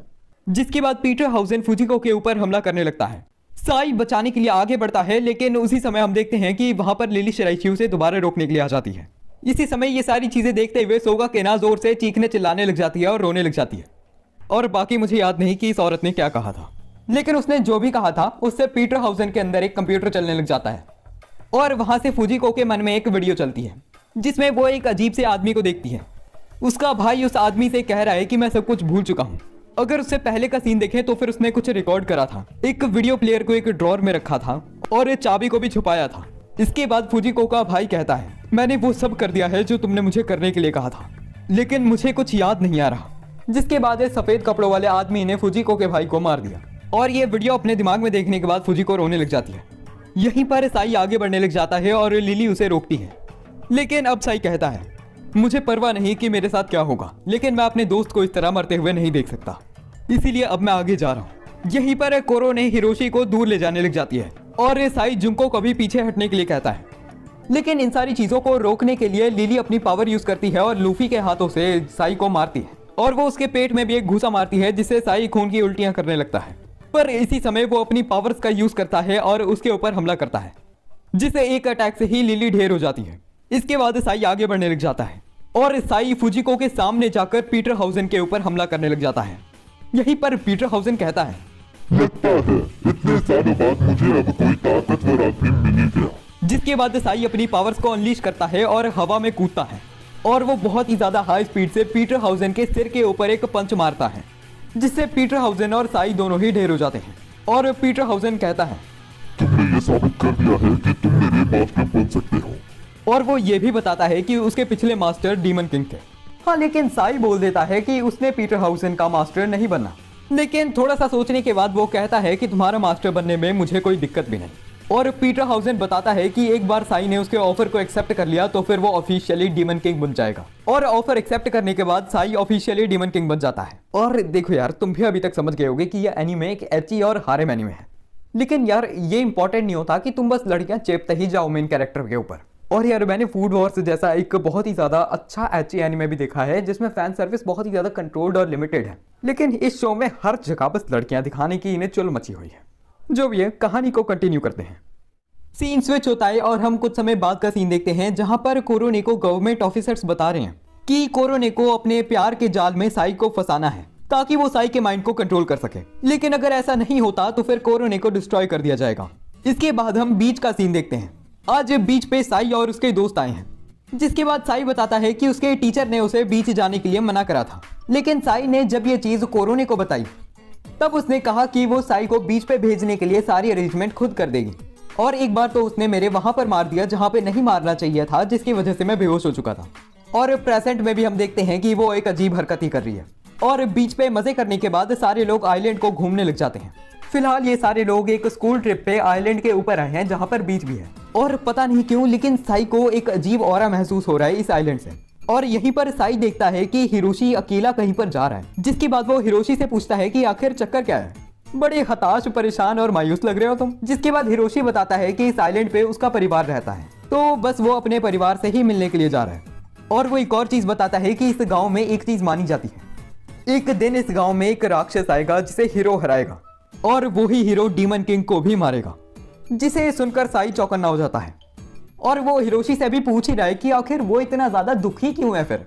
और तभी हिरोशी साई से कहता है, तुम कुछ नहीं समझ सकते, तुम्हें नहीं पता मेरी क्या दिक्कत है, तुम ताकतवर हो, तुम मेरे जैसे कमजोर इंसान नहीं हो। और वो ये सब बोल के यहाँ से भाग जाता है। जिसके बाद हम अकेडमी के डॉम में सारे बच्चों और टीचर्स को टल्ली हुआ देखते हैं। साई उठता है और अकेडमी के डॉम से बाहर जाने लग जाता है। कोरोने उससे पूछती है कि आखिर क्या हुआ, जिसके बाद साई बताता है कि वो हिरोशी से बात करने के लिए जा रहा है। यहीं दूसरी तरफ हम फुजिको को पीटर हाउसेन के पास देखते हैं। फुजिको के पास लिली शिराइशी आती है और वो फुजिको को बताती है कि अब जब साई याकुतो डीमन किंग बन चुका है, उसको मारने के लिए सरकार ने कुछ सुपर एजेंट्स निकाले हैं जिनका नाम साइमो 7 है। मैं चाहती हूँ कि तुम साई याकुतो के पास ये मैसेज पहुंचा दो कि वो चौकन्ना रहे। जिसके बाद लिली यहाँ से चले जाती है। यहीं पर फुजिको साई को कॉल करने लग जाती है, लेकिन कॉल कनेक्ट नहीं होती। जिसके बाद वो सोगा को कॉल करती है। दोबारा हम कोरोने और साई को देखते हैं। हिरोशी को ढूंढते हुए कोरोने को कुछ अजीब चीज महसूस होती है और वो उसके पीछे जाने लग जाती है और साई उसका पीछा करते हुए एक टेंपल की साइड आ जाता है, लेकिन कोरोने यहाँ से गायब हो जाती है। इसी समय साई के सामने सोगा आती है, जो कहने लग जाती है कि फुजिको उसे बता रही थी कि उसके पीछे कोई साइमन पड़ा है, लेकिन उसे और तो कुछ नहीं याद आ रहा कि उसने आखिर कहा क्या था। जो भी है, तुम्हें पता है यहाँ पर एक नया जूस मिलता है। ये जूस ना चावल से बना होता है और यहीं पर वो एक गिलास में राइस साके निकालती है जिसके अंदर हाई अमाउंट में अल्कोहल होता है और वो चावलों को फर्मेंट करके बनाई जाती है और वो और राइस साके पीने लग जाती है। बुरी तरह नशे में टल्ली होने के बाद वो साई से भी साके पीने के लिए कहती है, लेकिन साई मना कर देता है। यहीं पर सोगा को चक्कर आता है और वो साई के ऊपर चिपट जाती है और वो साई के कान को भी खाने लग जाती है। यहीं पर साई सोगा के बालों में उसी हेयर पेन को देखता है जो उसने बहुत समय पहले एक लाल बाल वाली लड़की को दिया था और साई अभी कुछ सोचता ही कि उससे पहले सोगा साई को किस करने लगती है, लेकिन उसी समय साई को पीछे से कोई लात मारता है। ये और कोई नहीं कोरोने थी, जो कहती है अगर तुम दोनों का ड्रामा खत्म हो गया है तो फिर मैं तुम्हें कुछ इंपॉर्टेंट बताना चाहती हूँ। लेकिन इसी समय साई देखता है कि कोरोने के ऊपर किसी ने गोली मार दी है और वो नीचे गिरे जा रही है और ये चीज देखते ही वो जोर से पुकार लगाता है। इसके बाद हम थोड़ा सा पास्ट का सीन देखते हैं जहां पर वही मैजिकल क्रिएचर जो सब बच्चों के फ्यूचर ऑक्यूपेशन बताता है, मीवा हिरोशी के ऑक्यूपेशन के टाइम पर ऐसा कहता है कि मीवा एक हीरो बनेगा, जिसे सुनकर टीचर भी हैरान हो जाती है और हिरोशी से ये बात को लाइटली लेने के लिए कहती है। इसके बाद हम प्रेजेंट का सीन देखते हैं जहां पर कोरोने नीचे गिर जाती है क्योंकि उसके ऊपर एक गोली लगी है।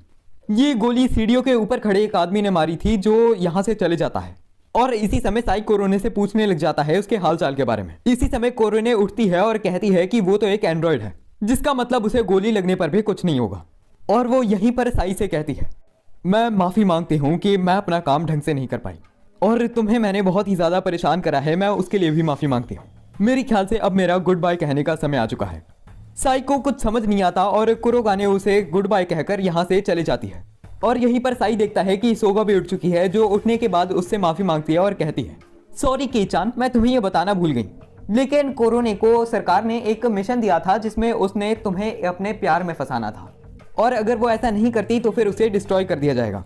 ये सब बातें मुझे फुजिको ने बताई थी और उसने ये भी कहा था कि तुम्हारे पीछे कोई साइमन नाम के एजेंट भी पड़े हैं। और अब जाकर साई को समझ आता है कि यहाँ पर चल क्या रहा था। सीन शिफ्ट हो जाता है और हम हिरोशी के घर को देखते हैं। हिरोशी अपने घर के बाहर बैठा हुआ था और यहीं पर उसके पास उसकी बहन आती है, जो अभी हिरोशी से पूछती है, बड़े भाई आप एक हीरो है ना? लेकिन तभी हिरोशी बताता है कि वो कोई हीरो नहीं है, बस उसके परिवार और स्कूल में ये बात ऐसे ही फैल गई है। और यहीं पर हम उसके घर के बाहर दो लोगों को बात करते हुए सुनते हैं। वो कहते हैं कि हिरोशी के घर वालों को ऐसा लगने लग गया है कि वो सच में एक हीरो है। आज तो वो उस चीज के लिए पार्टी भी कर रहे हैं। कितने बेवकूफ पेरेंट्स हैं। और हिरोशी जो सच्चाई से रूबरू है काफी ज्यादा दुखी है। इसके बाद हम दोबारा स्कूल डॉम का सीन देखते हैं, जहां पर हिरोशी की बहन आकर साई से पूछ रही है कि वो डीमन लॉर्ड है या फिर नहीं। तभी साई मना करते हुए कहता है कि वो कोई डीमन लॉर्ड नहीं है। उसी समय हिरोशी यहाँ पर आकर अपनी बहन को रोकने लग जाता है, लेकिन तभी उसकी बहन कहती है कि तुम एक डीमन लॉर्ड होना और तुम्हें मेरा भाई हराएगा क्योंकि वो हीरो है। लेकिन साई इस चीज को मना कर देता है। यहीं पर उसकी बहन कहती है कि अगर कोई डीमन किंग ही नहीं है तो फिर हीरो भी नहीं हो सकता। तुम झूठ बोल रहे हो, तुम बहुत ही ज्यादा बेकार इंसान हो। और वो ये सब कहकर वहां से रोते हुए भाग जाती है। यहीं पर हिरोशी भी अपनी बहन के पीछे भागता है और वो रोते हुए गुस्से वाले चेहरे में साई को देखकर वहां से निकलता है।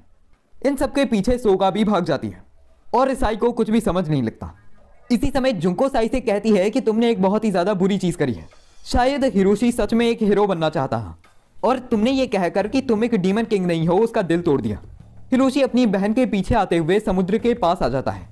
उसके पीछे वहां पर सोगा भी आ जाती है और यहीं पर हिरोशी बताता है कि उसके परिवार ने एक कहानी बनाई है कि इस समुद्र के अंदर से एक राक्षस निकलेगा और उसे हीरो मारेगा। लेकिन ये सब बातें तो बस मेरे परिवार की एक कहानी ही है। उन्हें ऐसी गलतफहमी हो गई है कि मैं ही हीरो हूं जो इस राक्षस को मारेगा। और ये सब चीजें सुनकर सोगा को भी बुरा लगने लग जाता है, क्योंकि सच्चाई में तो ना ही कोई राक्षस है और ना ही कोई हीरो। यहीं पर सोगा हिरोशी से कहती है कि उसे उनकी बहन को ढूंढना चाहिए और वो दोनों उसकी बहन को ढूंढने के लिए निकल जाते हैं। और भागते हुए उन्हें एक अजीब से आदमी की आवाज सुनाई देती है और वो आदमी क्लिफ पर खड़ा होकर ऐसी चीजें कर रहा है जो मैंने अपने सपनों में भी नहीं करी, जिसे देखकर हिरोशी और सोगा दोनों ही कहते हैं कि यह आदमी सच में एक ठरकी है। लेकिन असल में यह आदमी एक मॉन्स्टर को समन कर रहा था। जिसके बाद हम देखते हैं कि पानी के अंदर से एक बहुत ही ज्यादा बड़ा सी क्यूकम्बर मॉन्स्टर निकलता है और यहीं पर वो अजीब सा आदमी एक लड़की को देखता है जो कि हिरोशी की बहन है और वो उसे पकड़ने ही वाला था कि तभी हिरोशी वहां पर आ जाता है। लेकिन तभी वो आदमी हिरोशी की बहन को एज अ हॉस्टेज पकड़ लेता है, जिसे देखकर हिरोशी का खून खौलने लग जाता है और वो आगे बढ़ता है हमला करने के लिए। वो मैजिक करता ही कि उससे पहले ही उसकी एनर्जी खिंच जाती है कहीं पर और वो देखता है कि सी क्यूकम्बर अपने आसपास के सारी एनर्जी को खींच रहा है। इसी समय सोगा उसे आदमी के पास जाने लग जाती है और पीछे से एक स्नीक अटैक करने की कोशिश करती है, लेकिन उसके बाद वो अजीब सा आदमी सोगा को भी एज अ हॉस्टेज ही पकड़ लेता है, जिसके बाद वो हिरोशी की तरफ आगे बढ़ता है और उसके मुंह पे एक लात मारकर उसे नीचे गिरा देता है। लेकिन हिम्मत करने के बाद हिरोशी दोबारा उठता है और उसके ऊपर हमला करने की कोशिश करता है, लेकिन वो आदमी हिरोशी को गर्दन से उठा लेता है और उसके पेट में लात मारकर उसे दूर फेंक देता है, जिसके बाद हिरोशी पानी में नीचे गिर जाता है। अब रात हो जाती है और जुंको और साई भी इस मॉन्स्टर को देखते हैं। उस मॉन्स्टर के ऊपर खड़ा हुआ यह आदमी जुंको और साई से कहता है कि उसका नाम मिस्टर एक्स है और वो साइमो 7 का हिस्सा है और यहाँ पर वो डीमन किंग को जान से मारने के लिए आया है। और इस आदमी ने अभी भी हिरोशी की बहन और सोगा को एज अ हॉस्टेज पकड़ा हुआ है। और ये सारी चीजें अपनी आंखों के सामने देखकर साई को बहुत ही ज्यादा गुस्सा आता है, जिसके बाद वो मिस्टर एक्स के ऊपर एक हमला करता है, वो भी काफी ज्यादा जबरदस्त। लेकिन मिस्टर एक्स एक डांस करते हुए दोबारा उठ जाता है। साई मिस्टर एक्स के ऊपर दोबारा हमला करता है। इतनी ही देर में जुंको हिरोशी की बहन और सोगा को भी रेस्क्यू कर लेती है और साई की मसल ज्यादा ही फूल गई कि उसकी शर्ट ही फट गई। यहीं पर मिस्टर एक्स बताता है कि उसने जिस मॉन्स्टर को समन करा है वो थोड़े ही समय में यहाँ की सारी एनर्जी ले लेगा और बहुत ही ज्यादा पावरफुल हो जाएगा और साई को मारने के बाद मिस्टर एक्स इस पूरी दुनिया के ऊपर राज करेगा। और यहीं पर मिस्टर एक्स अपना डांस करते हुए अपनी मैजिकल बॉल्स को दिखाने लग जाता है और वो एक बहुत ही ज्यादा अजीब तरीके से हंसने भी लग जाता है, जिससे साई के कान फटने लग जाते हैं। साई अपनी पावर का यूज करने की कोशिश करता है लेकिन वो पावर यूज कर ही नहीं पाता, जिसके बाद मिस्टर एक्स साई को बहुत ही ज्यादा बुरी तरीके से पीटता है। और शो का मेन कैरेक्टर होने के बावजूद भी ये बंदा जिस तरह पिट रहा था मुझे ऐसा लगने लगा कि ये विलन है। और मिस्टर एक्स बताता है कि वो एक ऐसी टेक्निक का यूज कर रहा है जिसका इस्तेमाल करते हुए साई अपने मैजिक का बिल्कुल यूज नहीं कर सकता। ये टेक्निक इतनी ज्यादा पावरफुल है कि इससे भगवान भी मारे जा सकते हैं। यहीं दूसरी तरफ हम हिरोशी को पानी में डूबते हुए देखते हैं। वो अपने मन में कहता है, यार कितना ज्यादा मजा आ रहा है, मेरा मन कर रहा है मैं इस पानी में ही रह लूं। मम्मी पापा की कोई परेशानी नहीं है मेरे ऊपर, ना ही सोसाइटी का प्रेशर है। मेरा मन तो अब यहीं पर मरने का हो रहा है, लेकिन नहीं, मैं यहाँ पर नहीं मर सकता। यही दूसरी तरफ हम देखते हैं कि जुंको ने अपनी ब्लेड निकाली है मिस्टर एक्स को मारने के लिए, लेकिन तभी साई जुंको से रुकने के लिए कहता है और वो अपने कानों के अंदर उंगलियां डालता है कि वो मिस्टर एक्स के अंदर से निकलने वाली साउंड को ब्लॉक कर सके जो उसका मैजिक ब्लॉक कर रही है। लेकिन उसका ये प्लान फेल हो जाता है और मिस्टर एक्स उसे बहुत ही ज्यादा बुरी तरीके से मारता है दोबारा। यहीं दूसरी तरफ हम हिरोशी को देखते हैं जो एक केव के अंदर आ चुका है। ना ही मुझे पता ये कैसे हुआ, ना ही ऑथर को पता। हिरोशी अपने सामने दो पत्थरों के बीच में एक तलवार गड़ी हुई देखता है। उसका परिवार ऐसा कहा करता था कि हीरो एक बार आकर इस तलवार को बाहर निकालेगा, जिसके बाद हिरोशी इस तलवार को बाहर निकालने की कोशिश करता है और वो निकाल भी लेता है। वो तलवार चमकती है और ट्रांसफॉर्म हो जाती है एक वॉच के अंदर। उस वॉच के अंदर से बहुत सारी एनर्जी बाहर निकलकर हिरोशी को कवर कर लेती है और ट्रांसफॉर्म हो जाती है एक सूट के अंदर। सिंपल भाषा में कहा जाए तो हिरोशी एक पावर रेंजर बन चुका है। उसकी वॉच के अंदर से एक आवाज निकलती है, मिस्टर मीवा हिरोशी, आपको सक्सेसफुली सिलेक्ट कर दिया गया है एज अ हीरो। ब्रीफ कहने पर आप सुपर हीरो में ट्रांसफॉर्म हो सकते हैं। जिसके बाद हिरोशी कहता है, चलो धूम मचाई जाए। यही दूसरी तरफ मिस्टर एक्स से लड़ते हुए साई बहुत ज्यादा जोर से हंसने लग जाता है और साई कहता है, मैं समझ चुका हूं कि तुम कोई टेक्निक का इस्तेमाल नहीं कर रहे, तुम्हारी आत्मा है जो जोर से चिल्ला रही है।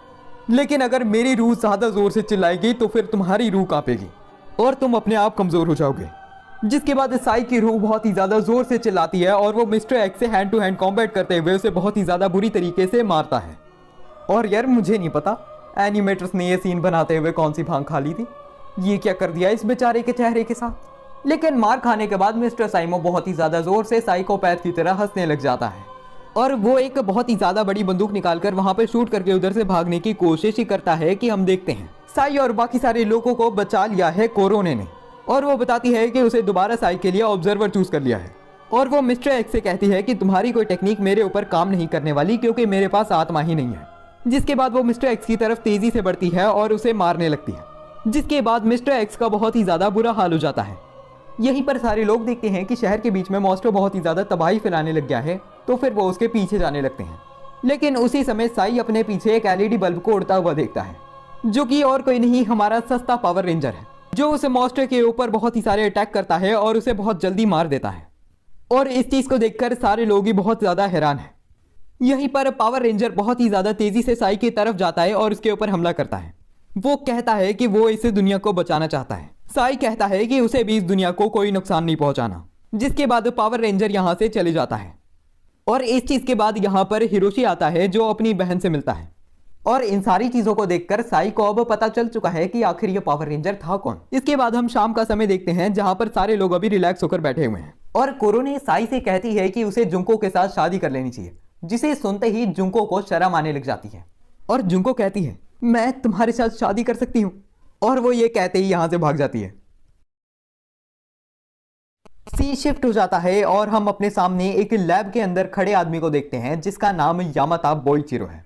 यामाता बोइचिरो के पास तेरुया एको आती है और बोइचिरो उसे बताता है कि उसके प्लान को एग्जीक्यूट करने का समय आ चुका है। और यहीं पर वो अपने पेंडेंट में से एक वीडियो प्ले करता है जिसमें हम सोगा जैसी एक लड़की को देखते हैं जिसके बालों का रंग अलग है और उसके बालों के अंदर भी वैसी ही हेयर पिन है जैसी साई ने उसे दी थी। जिसके बाद हम पेड़ की छांव के नीचे लेटे हुए साई को देखते हैं और इसी समय साई को अपने सामने सोगा दिखती है, जो साई से कहती है कि वो उसके पास बैठकर सोना चाहती है और वो साई के पास बैठकर सो जाती है। यही सीन शिफ्ट हो जाता है और हम फुजिको को देखते हैं जो कि अभी सारे मॉन्स्टर्स को देख रही है। वो कहती है अब जब डीमन किंग जाग चुका है तो फिर डीमंस की क्वांटिटी भी बढ़ चुकी है और आगे के समय जो मॉन्स्टर्स पहले से सोए हुए थे वो भी जागने वाले हैं। और यहीं पर वो पानी के बीच में कंडे को देखती है जिसे वो उठाती है और उसे ऐसा लगता है कि संडे के अंदर से काफी बड़ा मॉन्स्टर बाहर आ सकता है। यहीं पर पीटर हाउजन उसके पास आकर कहता है वैसे जिस तरह का मैजिक तुम्हारे पास है मुझे पता है कि तुम इन मॉन्स्टर्स को काबू में रख सकती हो। यहीं पर हम टीवी में बहुत सारी खबरें देखते हैं अपने सस्ते पावर रेंजर के बारे में जो बहुत सारे डीमंस को मारता है और उसका नाम जनता ने डीमन स्लेयर ब्रेव रख दिया है। ये सब चीजें साई और हिरोशी देख रहे थे टीवी के ऊपर। हम उनके पास में सोगा और कोरोने को खाना खाते हुए देखते हैं। यहीं पर टीवी पे एक एडवर्टाइजमेंट आती है जिसमें एक नीले बाल वाली लड़की कुछ कह रही है। इस लड़की का नाम यूको है और ये बहुत ही ज्यादा फेमस एक्ट्रेस है और हिरोशी इस लड़की का दीवाना है। और यहीं सोगा के जाने के बाद साई कोरोने से पूछता है कि आखिर सोगा क्लासेस के अंदर क्यों नहीं जाती, जिसके बाद कोरोने कहती है कि उसे भी नहीं पता कि आखिर सोगा क्यों नहीं जाती स्कूल। वैसे टेक्निकली देखा जाए तो फिर सोगा स्कूल के अंदर ही है, डॉम के अंदर, लेकिन वो क्लास अटेंड नहीं करती। जिसके बाद हम सोगा को बाहर देखते हैं जहां पर वो चावल ही खा रही है। यहीं पर साई उसके पास आकर उससे कहता है कि सोगा को भी क्लास अटेंड करनी चाहिए। जिसके बाद सोगा कहती है इसमें कौन सी बड़ी बात है, मैं अभी आ जाती हूँ क्लास के अंदर। जिसके बाद साई और सोगा दोनों क्लास की तरफ जाने लग जाते हैं, लेकिन जैसे ही साई अपना सिर पीछे घुमाता है वो देखता है सोगा के कपड़े। दरअसल सोगा तो मिस इंडिया बनकर भाग चुकी है। जिसके बाद साई सोगा को समझाने की कोशिश भी करता है कि उसे क्लास के अंदर जाना चाहिए, लेकिन सोगा सुनती ही नहीं। और फिर वो जुंको को बताने लग जाता है कि सोगा क्लास के अंदर नहीं जा रही और वो ये भी बताता है कि उसे सोगा की बहुत ज्यादा चिंता हो रही है। लेकिन ये सब सुनते हुए जुंको को ऐसा लग रहा है कि साई को सोगा से प्यार है, इस वजह से वो वहां से चले जाती है। और रात को वो तंग हो रही है ये सोचकर कि आखिर उसने साई को ऐसे छोड़ क्यों दिया, और उसे याद आने लग जाता है कि सोगा तो उसकी दोस्त भी है।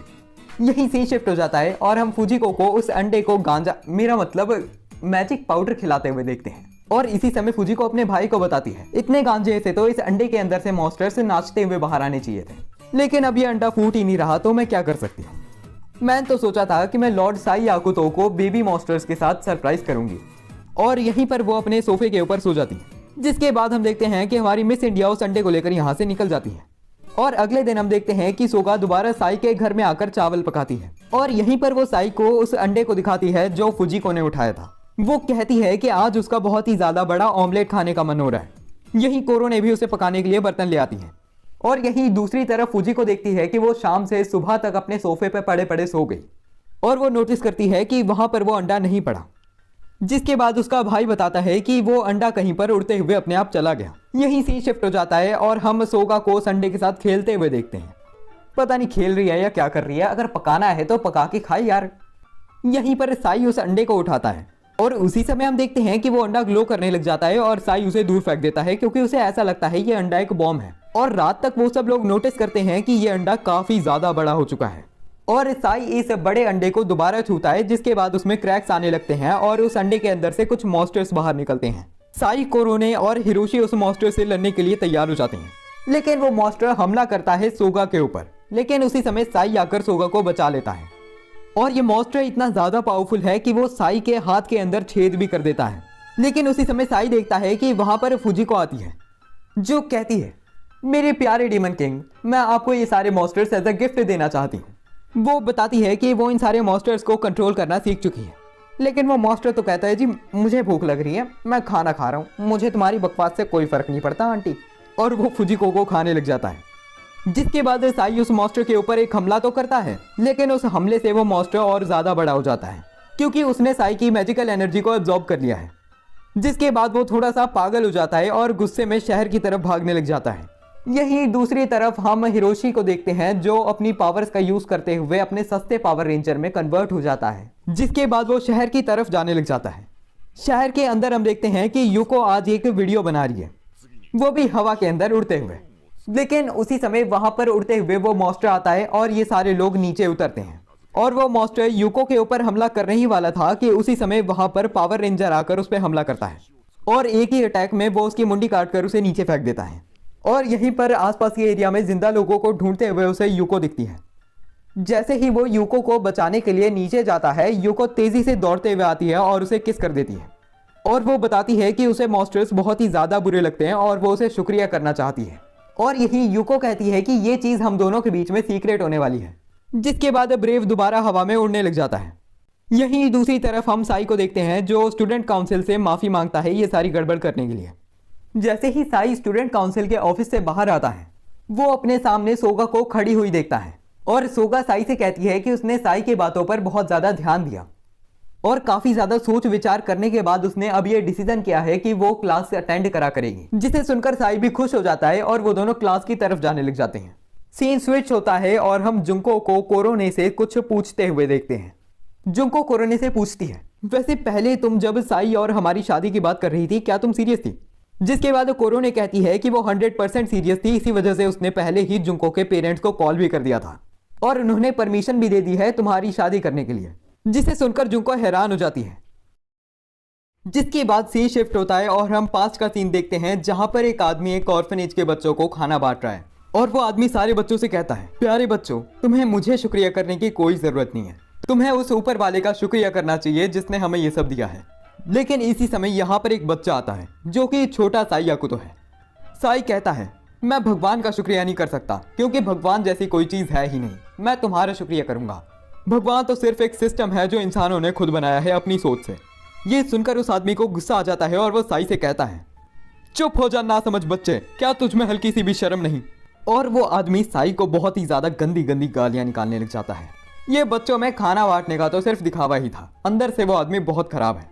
लेकिन इसी समय एक सिस्टर कहती है, साई तुम्हें कभी कभी सच पता होने पर भी उसे बोलने की जरूरत नहीं होती। और तभी साई कहता है कि मैं इस पूरी दुनिया को साबित करके दिखाऊंगा कि भगवान जैसा कुछ नहीं होता। जिसके बाद हम प्रेजेंट में जुंको को देखते हैं जो अभी सोच रही है कि वो साई से अपना लव कन्फेशन कैसे करेगी। कोरोने ने चाहे उनकी शादी फिक्स करा दी हो, मेरे ख्याल से साई को तो ये भी नहीं पता कि मैं उससे प्यार करती हूँ।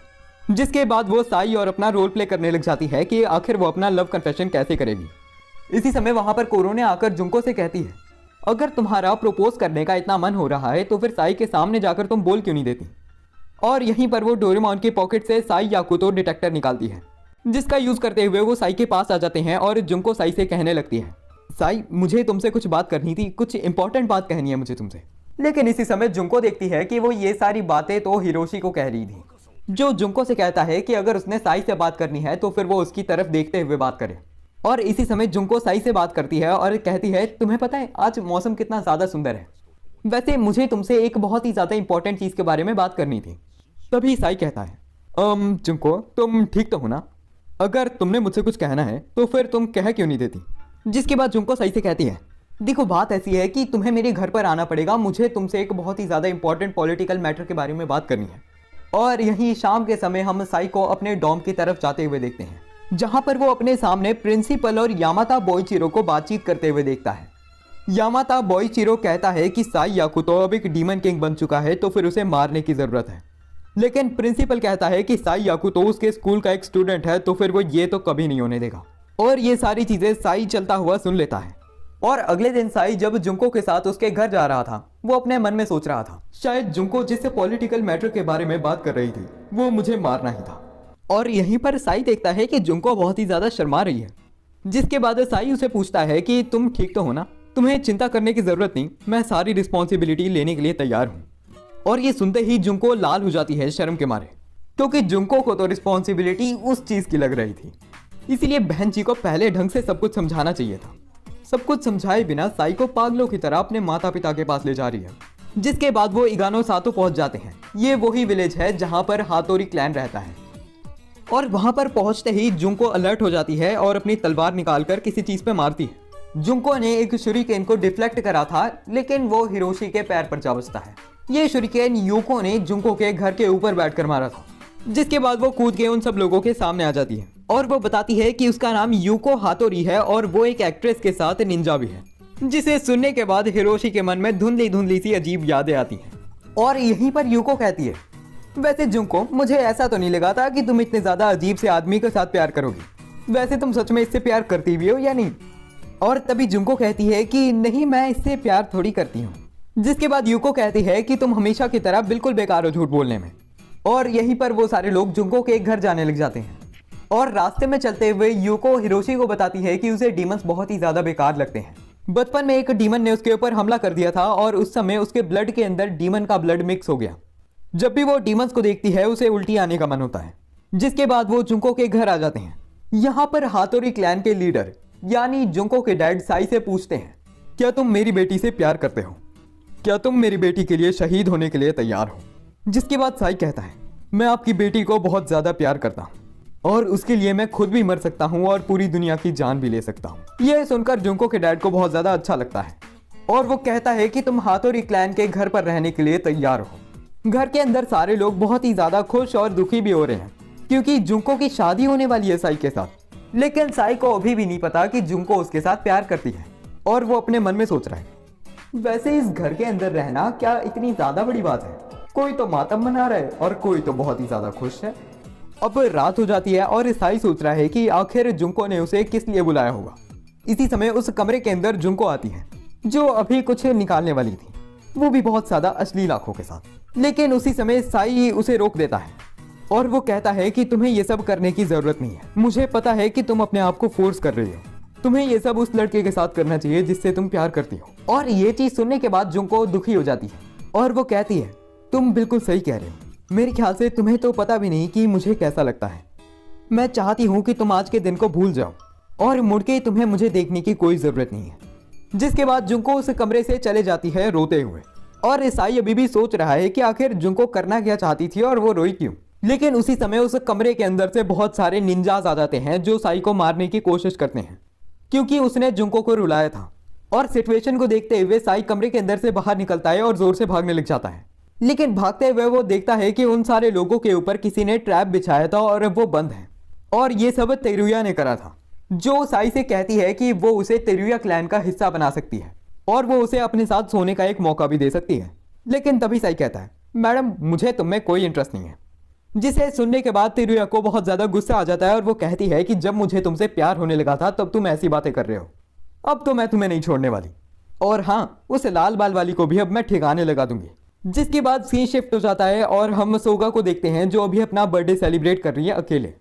उसने सोचा था कि वो साई को तब बुलाएगी जब उसने केक तैयार करा होगा, लेकिन अब साई तो यहाँ पर है नहीं, तो फिर वो अकेले ही राइस बॉल खाने वाली है। लेकिन तभी हम देखते हैं कि सोगा के ऊपर एक मॉन्स्टर जैसी चीज स्पाई कर रही है और बाहर उसे मारने के लिए कुछ निंजाज और एक मॉन्स्टर है।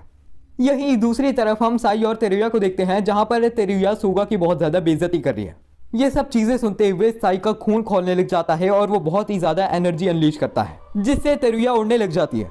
इसी समय एक शूरिकेन साई की तरफ बहुत ही ज्यादा हाई स्पीड में आता है, लेकिन साई की पावर्स की वजह से वो शूरिकेन हवा में ही मेल्ट हो जाता है। जिसके बाद साई देखता है कि ये शूरिकेन मारा था यूको हातोरी ने। यहीं पर साई उससे पूछता है कि आखिर वो यहाँ पर कर क्या रही है। इसी मौके का फायदा उठाते हुए तेरुया उठती है और यहाँ से भाग जाती है और यहीं पर साई के पास कोरोने और हिरोशी भी आ जाते हैं और कोरोने साई को आगे बढ़ने से मना कर देती है क्योंकि अगर साई को गुस्सा आया तो फिर बहुत सारे लोग मर सकते हैं। वो एक गन भी निकाल लेती है।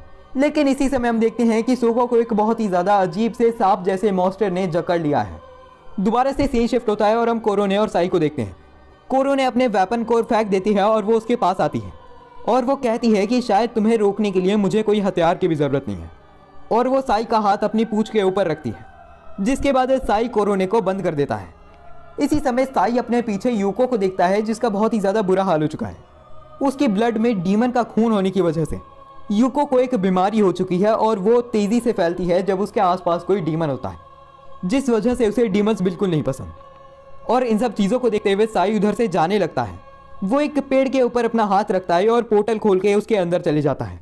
यही दूसरी तरफ हम देखते हैं कि सोगा को बहुत ही ज्यादा बुरे बुरे मॉन्स्टर्स मार रहे हैं। लेकिन इसी समय वो सांप जैसा मॉन्स्टर कट जाता है। ये चीज यामाता बोइचिरो ने करी थी और वो कहता है तुमने आखिर इस लड़की को छूने की हिम्मत भी कैसे करी। यहीं पर यामाता बोइचिरो वहां पर मौजूद सारे लोगों को भी काट के रख देता है और एक के हाथ में से एक एम्बलम निकलता है। यहीं पर सोगा बोइचिरो से पूछती है कि आखिर वो है कौन, जिसके बाद यामाता बोइचिरो कहता है कि मुझे तुम्हारी ज़रूरत है, तुम्हारे पास वो हेयर पिन भी है जो मैंने तुम्हें दी थी। लेकिन इसी समय हम देखते हैं कि वहाँ पर साई याकुतो अपने पोर्टल से आ जाता है और उसे देखने के बाद बोइचिरो कहता है कि मुझे ये तो बिल्कुल उम्मीद नहीं थी कि तुम भी यहाँ पर आने वाले हो। जिसके बाद साई अपनी पावर्स को अनलीश करता है और वो कहता है मैं तुम्हें सोगा केना को हल्की सी खरोच भी नहीं पहुँचाने दूंगा। लेकिन तभी यामाता बोइचिरो अपनी तलवार चलाता है और साई का हाथ काट देता है। लेकिन तभी साई अपनी पावर्स का यूज़ करते हुए एक और नया हाथ निकाल लेता है। लेकिन इसी समय हम देखते हैं कि यहाँ पर एक बहुत ज़्यादा बड़ा मॉन्स्टर भी आ जाता है जिसके ऊपर फुजिको बैठी हुई है और वो कहती है कि उसने डीमंस को कंट्रोल करने का एक तरीका ढूंढ लिया है। जिसके बाद इस मॉन्स्टर के ऊपर सोगा और साई भी बैठ जाते हैं। तभी यामाता बोइचिरो कहता है कि ये लड़की की मुझे ज़रूरत है, अगर इसने अपना रोल नहीं निभाया तो फिर गॉड इस पूरी दुनिया पर राज कर लेगा। जिसके बाद हम देखते हैं कि पूरा शहर मॉन्स्टर्स से भर जाता है और यामाता साई को बताता है सोगा केना इस वर्ल्ड की आइडेंटिटी है और गॉड को हराने के लिए सोगा की बहुत ज़्यादा ज़रूरत है, उसे इस दुनिया को बचाने के लिए मरना ही पड़ेगा। जिसके बाद बोइचिरो अपनी तलवार निकाल लेता है।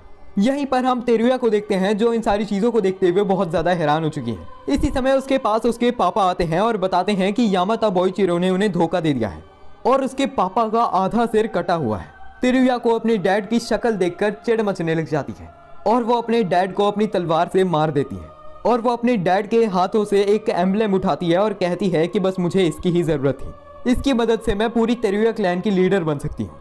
यहीं पर तेरुया के पीछे आकर एक आदमी कहता है मिस तेरुया आइको, इस जंग में मैं आपकी मदद कर सकता हूँ, मेरा नाम टूवी है, मैं साइमो 7 का हिस्सा हूँ, जिसका मतलब मेरा मकसद साई याकुतो को मारना है। इसके बाद सीन शिफ्ट हो जाता है और हम हातोरी क्लैन में जुंको और जुंको के डैड को टीवी देखते हुए देखते हैं। जुंको कहती है मुझे उम्मीद नहीं थी कि साई याकुतो इस तरह का निकलेगा और यहीं पर उसके डैड जुंको से कहते हैं कि अब सही समय आ चुका है। वो एक तलवार निकालते हैं और कहते हैं कि ये तलवार मैं तुम्हें देने वाला हूँ, लेकिन ये तलवार हमारे परिवार में 100 साल से भी ज़्यादा समय तक है और आज तक इसे कोई नहीं निकाल पाया। इसी समय यहाँ पर जुंको की ग्रैंडमा आती है जो ये तलवार जुंको के हाथों में पकड़ा देती है और जुंको की ग्रैंडमा उसे बताती है चाहे ये तलवार 100 साल से आज तक कोई नहीं निकाल पाया, लेकिन अगर ये तलवार ने तुम्हें एक्सेप्ट कर लिया तो फिर तुम इस तलवार का इस्तेमाल किसी और के लिए नहीं अपने लिए कर सकती हो।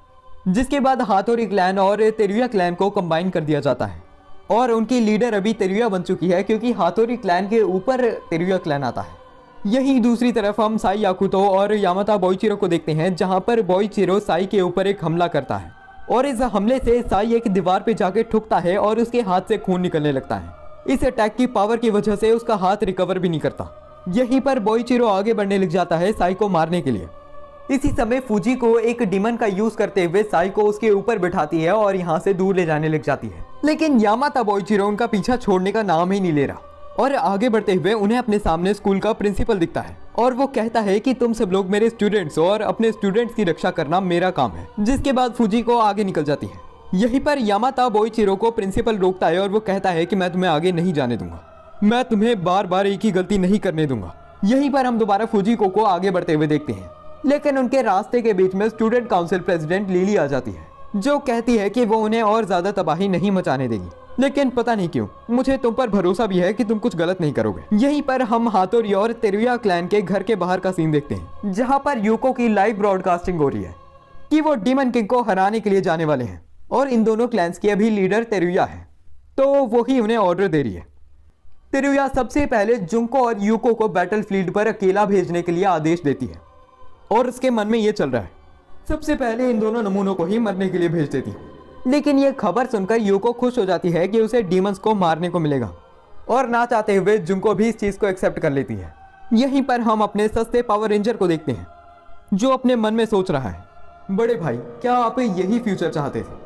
यहीं पर बैटलफील्ड पर जाने के लिए जुंको और यूको बाहर निकलते हैं और पब्लिक को यह अनाउंस करा गया है कि जुंको और यूको खुद ही जाना चाहते थे सबसे पहले अकेले बैटलफील्ड पर, ताकि तेरुया की यहाँ पर कोई इन्वॉल्वमेंट शो ना हो।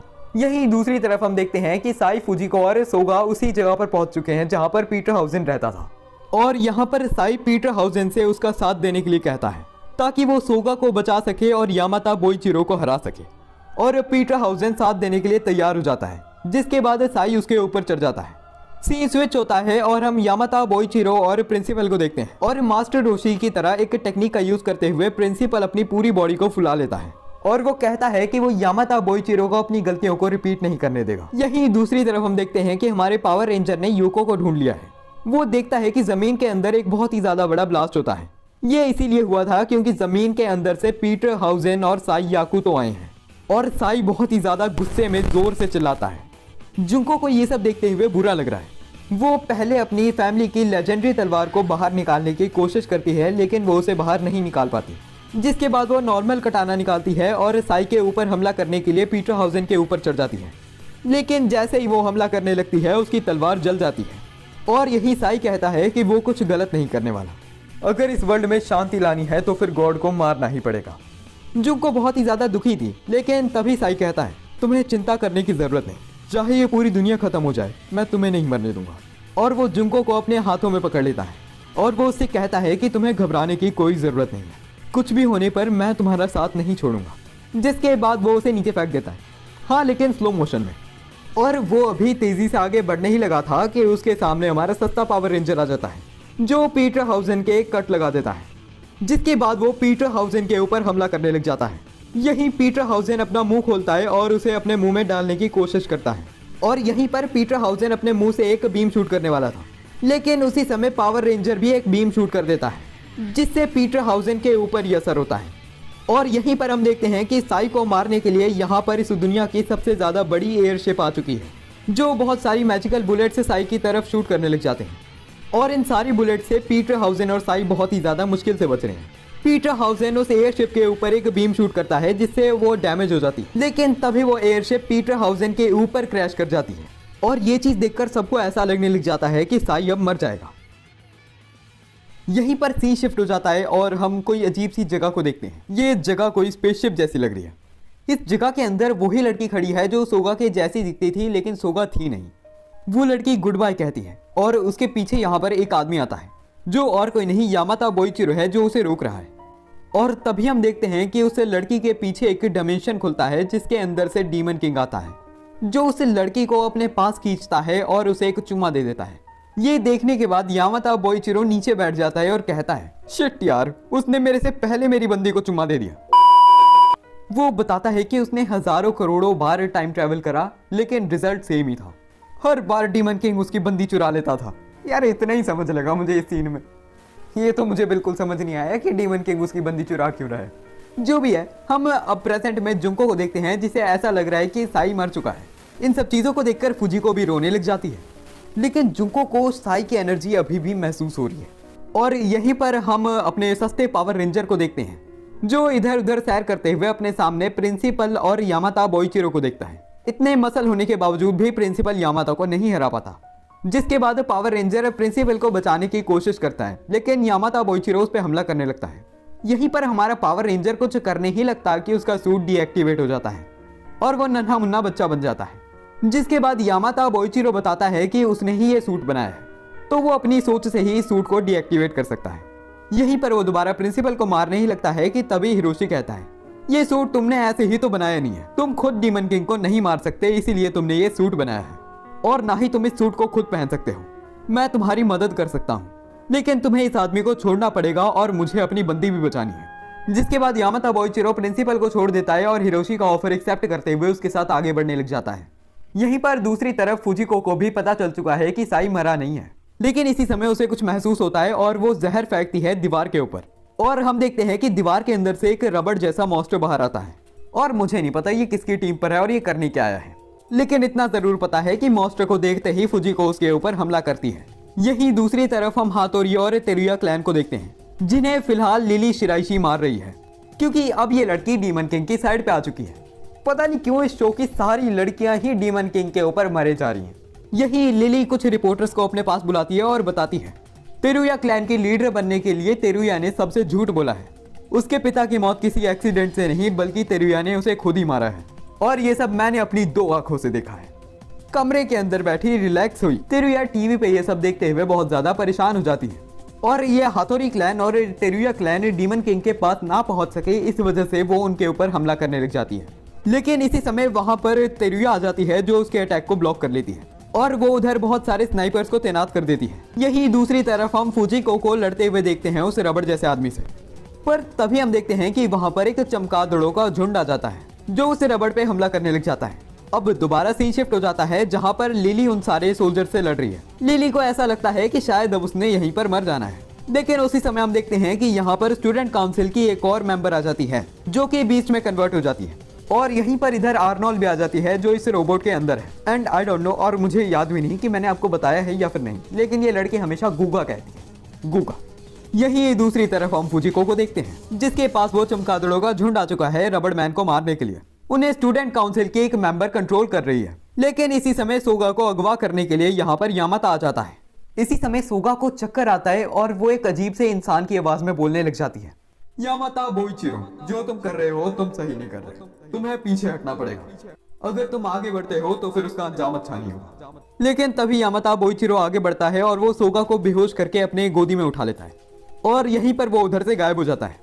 और यहीं पर हम देखते हैं कि वो रबड़ मैन अभी भी स्टूडेंट काउंसिल की मेंबर और फुजिको को पीट रहा है। फुजिको एक डीमन के ऊपर राइड करने लग जाती है और वो स्टूडेंट काउंसिल की मेंबर को भी अपने साथ बिठा लेती है। यहीं पर फुजिको कमरे के अंदर जाती है और वो स्टूडेंट काउंसिल के मेंबर से उस रबड़ मैन को झेलने के लिए कहती है और थोड़ी देर बाद वो एक फायर एक्सटिंग्विशर से उस रबड़ मैन को जमा देती है और फिर वो उसे तोड़ देते हैं। यहीं पर सीन शिफ्ट होता है और हम देखते हैं कि हमारा पावर रेंजर तेरुया के पास पहुंच चुका है और यहीं पर वो अपनी बंदी को बैटलफील्ड से उठा लेता है और निकल जाता है। और यही हम देखते हैं कि स्टूडेंट काउंसिल के मेंबर्स के पास फुजिको भी पहुंच चुकी है। यहीं पर जुंको नोटिस करती है कि उस एयरशिप के नीचे से बहुत ज्यादा एनर्जी का फ्लो महसूस हो रहा है और हम देखते हैं कि उस एयरशिप को नीचे से तोड़ते हुए साई बाहर आता है और वो बहुत ही ज्यादा पावर को अनलीश करता है। और साई के बाहर आने के बाद उसकी रिस्पेक्ट करने लग जाते हैं स्टूडेंट काउंसिल के मेंबर जुंको और फुजिको।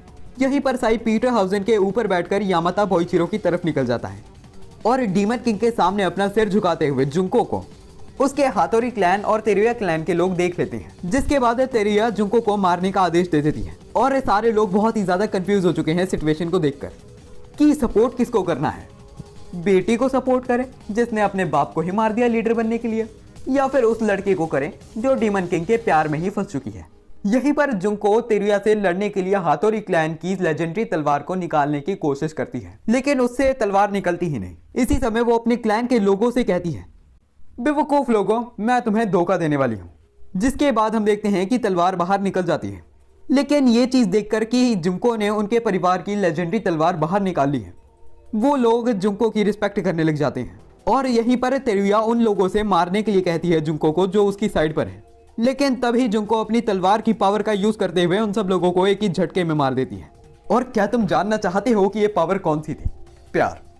तुमने बिल्कुल सही सुना, ये प्यार की ताकत थी जिसने इन सारे लोगों का कत्ल कर दिया। आखिर ऐसा कौन सा प्यार आने लग गया जिससे लोग एक दूसरे के पेट में छुरी चाकू मारने लग गए? यहीं पर जुंको तेरुया को भी मारने लगती है, लेकिन वो अपनी सारी पावर यूज करके उसके अटैक को बहुत मुश्किल से रोकती है और उसे अपनी आंखों के सामने मौत दिखाई दे रही थी। लेकिन एक सेकंड, ये अटैक तेरुया ने नहीं रोका था, ये अटैक कोरोने ने रोका था, जो कहती है कि जुंको को इस तरह लोगों को नहीं मारना चाहिए। बंदी ने 50 आदमियों को मार दिया, उसमें तेरुया को भी पीट देती, लेकिन इस लड़की ने एंड के लिए एज अ डेजर्ट रखा था तेरुया को, जिस सारे लोगों को मार देंगे फिर उसके बाद लास्ट में मारूंगी मजे ले लेकर। यहीं पर तेरुया भागने लग जाती है कि उसकी जिंदगी बच चुकी है, लेकिन तभी वो अपने सामने अपने बाप को देखती है जो अब एक साइबोर्ग बन चुका है। पता नहीं कौन सा हीलिंग मैजिक यूज करते हैं ये एनीमे वाले, जी मरे हुए बंदे को हम अनडेड बना देंगे या तो साइबोर्ग बना देंगे। अपने मरे हुए बाप को देखकर तेरुया का दिमाग फटने लग जाता है और यही तेरुया का बाप कहता है, मैं तुम्हें डराने, धमकाने या फिर मारने के लिए नहीं हूं। मैं सिर्फ ये जानना चाहता हूँ कि मेरी परवरिश में क्या गलती हो गई कि तुम ऐसी बने। यहीं पर जुंको और कोरोने देखती है कि साई भी पीटर हाउसेन पे आगे निकल चुका है। और जब हम सबको ऐसा लग रहा था कि सक्सेसफुली ये आदमी अब यामाता बोइचिरो के पास पहुंच जाएगा, उसी समय यहां पर हमारा सस्ता पावर रेंजर आ जाता है। और यहीं पर हिरोशी साई को मना करता है आगे बढ़ने से। वो साई के ऊपर हमला करने के लिए तैयार हो जाता है, लेकिन उसके बावजूद भी साई रुकता नहीं और आगे बढ़ता है पीटर हाउसेन पे। यहीं पर वो छलांग लगाकर हिरोशी के पास आ जाता है और उस पर हमला करने लगता है। हिरोशी की एक तलवार साई के हाथ के अंदर घुस जाती है और एक वेपन से साई का हाथ जलने लग जाता है। और अगर ऐसा ही चलता रहा तो फिर साई ने मर ही जाना है। और हिरोशी में इतनी हिम्मत नहीं थी कि वो साई को मार सके, जिस वजह से वो अपने अटैक को वापस ले लेता है। लेकिन उससे काफी ज्यादा बड़ा ब्लास्ट होता है, जिससे हम देखते हैं कि साई की आधी बॉडी कट चुकी है और यहीं पर साई और हिरोशी दोनों नीचे गिरने लग जाते हैं। साई अपनी बॉडी को दोबारा रीजनरेट कर लेता है और वो कहता है, मुझे पता था कि तुम एक बेकार इंसान नहीं हो जो लोगों की जान ले सके। और यहीं पर साई हिरोशी का मास्क भी तोड़ देता है और वो हिरोशी से आराम करने के लिए कहता है। इन सब चीजों को देखते हुए यूको उस जगह पर पहुंच जाती है जहां पर साई और हिरोशी गिरने वाले हैं। यहीं पर साई हिरोशी को नीचे रख देता है और यूको देखकर हैरान है कि हमारा पावर रेंजर हिरोशी था, लेकिन उसके बावजूद भी यूको हिरोशी को गले लगा लेती है और वो कहती है कि उसे सूट के साथ तो कभी प्यार हुआ ही नहीं, उसे तो उस सूट के अंदर मौजूद इंसान के साथ प्यार हुआ था। यहीं पर यूको का सिर दुखने लग जाता है क्योंकि उसके पास साई है, जिस चीज को देखते हुए साई भी यहाँ से चले जाता है और वो हिरोशी से कहता है कि वो यूको को अभी ठीक नहीं कर सकता, लेकिन आगे आने वाले समय में यूको अपने आप ही ठीक हो जाएगी।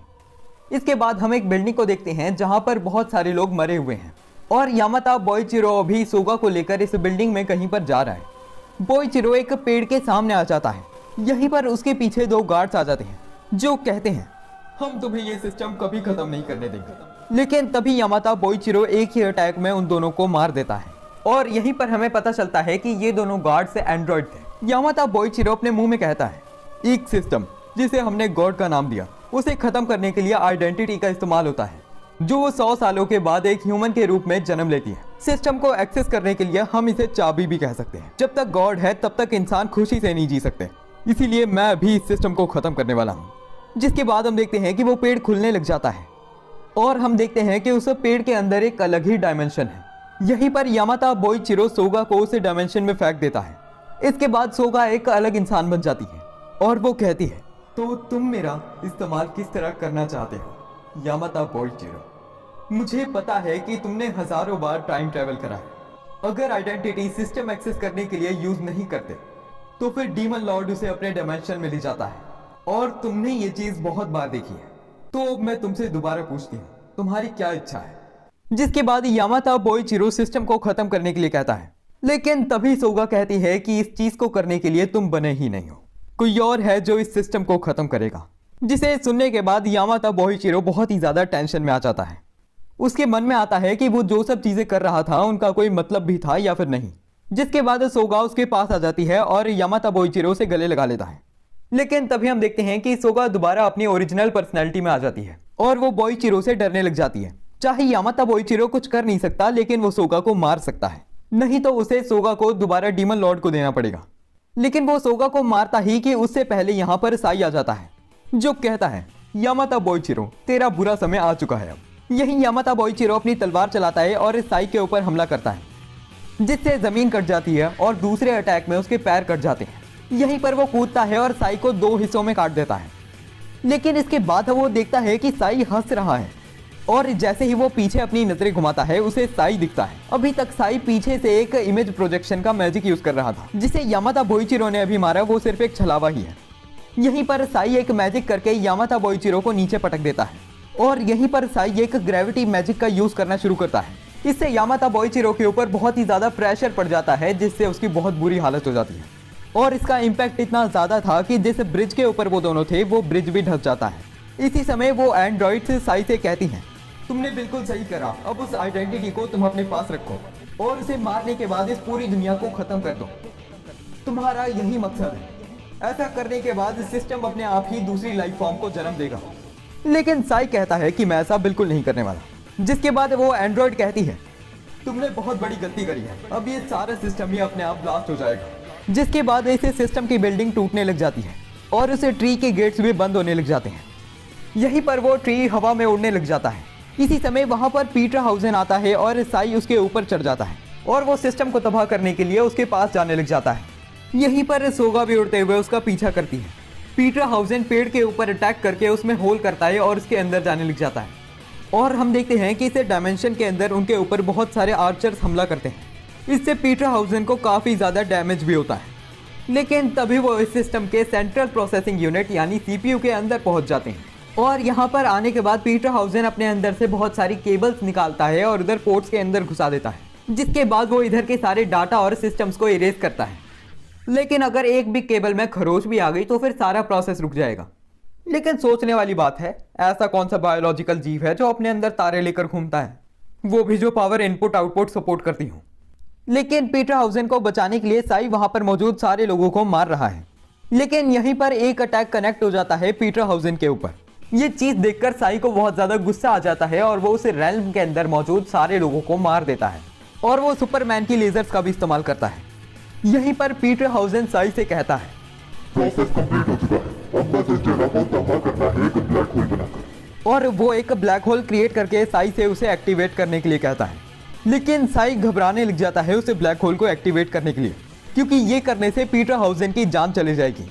दरअसल पीटरहाउसेन को इस प्रोसेस के बाद भी यहाँ पर रहना पड़ेगा और वो भी इधर ही मर जाएगा। इसी समय हम देखते हैं कि यहाँ पर सोगा भी आ जाती है और साई ने भी अब अपना डिसीजन बना लिया है और अब वो इस जगह को तबाह करने वाला है। सोगा साई को ये करने से रोकने लग जाती है क्योंकि इससे पीटरहाउसेन की जान जा सकती है। लेकिन साई कहता है कि अब वो नहीं रुक सकता।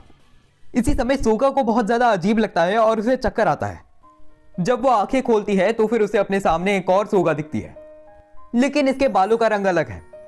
सोगा उससे पूछती है कि तुम कौन हो, जिसके बाद वो बताती है कि मैं तुम ही हूं। या फिर ऐसा भी कह सकते हैं कि हम दोनों अलग हैं, लेकिन हम दोनों एक दूसरे का ही हिस्सा हैं। मेरे बिना तुम नहीं हो और तुम्हारे बिना मैं नहीं हूं। वैसे मुझे सारी कहानी पहले ही पता है। अगर तुम भी चाहती हो कि साई एक अच्छी जिंदगी जिए तो फिर शायद हमें कहानी को थोड़ा सा बदल देना चाहिए। जिसके बाद हम देखते हैं कि उस पेड़ के साथ वो डायमेंशन और सिस्टम दोनों ही तबाह हो जाते हैं। उस जगह पर एक बहुत ही ज्यादा बड़ा गड्ढा हो जाता है जहां पर वो ट्री फटा था और हेलीकॉप्टर का यूज करते हुए अभी जुंको भी इस जगह पर पहुंच चुकी है। उसे अपने सामने साई और सोगा दिखते हैं जो जिंदा है, लेकिन पीटरहाउसेन यहाँ पर नहीं है। और नीचे उतरने के बाद जुंको, सोगा और साई बातचीत करना शुरू करते हैं। साई जुंको से पूछता है, क्या तुम्हें भी अपने दिमाग में कोई अजीब सी यादें आती हुई महसूस हो रही हैं?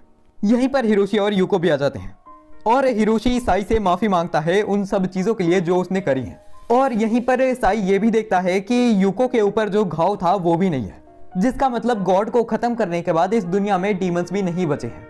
और यहीं पर थोड़ा सा समय बीत जाता है और हम देखते हैं कि यहाँ पर फुजिको भी आ जाती है। लिली, शिराइशी और कोरोने भी यहाँ पर आ जाते हैं और वो बताते हैं कि उनके दिमाग में कुछ नई मेमोरीज आई हैं, ऐसी मेमोरीज जिनमें साई याकुतो कभी डीमन किंग था ही नहीं, जिसका मतलब सिस्टम खत्म करने के बाद इस दुनिया की कहानी बदल चुकी है और जो लोग भी साई याकुतो के साथ इन्वॉल्व थे उनकी मेमोरीज रिप्लेस हो गई हैं। लेकिन इस वर्ल्ड में साई डीमन किंग नहीं है। यही हम अगले दिन का सीन देखते हैं और कोरोने ने अभी साई के घर पे रहना शुरू कर दिया है और स्कूल में खेलते हुए साई कोई बड़ी दिक्कत भी नहीं कर रहा और सोगा भी उसके पास रोज आकर चावल खाती है। फुजिको ने अभी भी अपने काले कर्म चालू रखे हैं जिनसे उसका अनडेड भाई बहुत ही ज्यादा दुखी है। स्टूडेंट काउंसिल में भी कोई चेंज नहीं आया, लेकिन स्टूडेंट काउंसिल में आर्नोल्ड कहती है, वैसे प्रेसिडेंट आप काफी औसम है। और स्टूडेंट काउंसिल के मेंबर ये सुनकर चौंक चुके हैं कि आर्नोल्ड गूगा के अलावा भी कुछ और कह सकती है। स्कूल का नया सेशन शुरू होता है और आज मैजिकल क्रिएचर सबके फ्यूचर ऑक्यूपेशन बताने वाला है, जहां पर साई का फ्यूचर ऑक्यूपेशन हाई प्रीस्ट की जगह दोबारा डीमन किंग आ जाता है, जिसे सुनकर साई की फट जाती है और पूरे स्कूल में सारे बच्चे दोबारा हक्के बक्के रह जाते हैं और जुंको तो दोबारा साई को मारने के लिए आगे बढ़ जाती है, जिसके साथ डीमन किंग डाइमाओ का सीजन 1 खत्म हो जाता है। अब मैं पर्सनली बताऊं तो मुझे ये एनीमे कुछ खास नहीं लगा। इस एनीमे की स्टोरी तो बहुत ज़्यादा अजीब और रश्ड थी ही, लेकिन अगर ये एनीमे 4.5 घंटे का था तो फिर 2 घंटे तो इसमें एची सीन्स ही भर दिए। और तुम्हें भी पता ही है कि फैन सर्विस स्टोरी में ज़्यादा इंटीग्रल पार्ट कोई प्ले नहीं करती, तो इसी वजह से या तो मैंने सीन्स को बहुत ही ज़्यादा जूम कर दिया या फिर उन्हें कंसीडर ही नहीं करा। बाकी अगर मैंने इस एनीमे को रेटिंग देनी हो तो फिर मैं 4.5 की देना चाहूँगा 10 में से।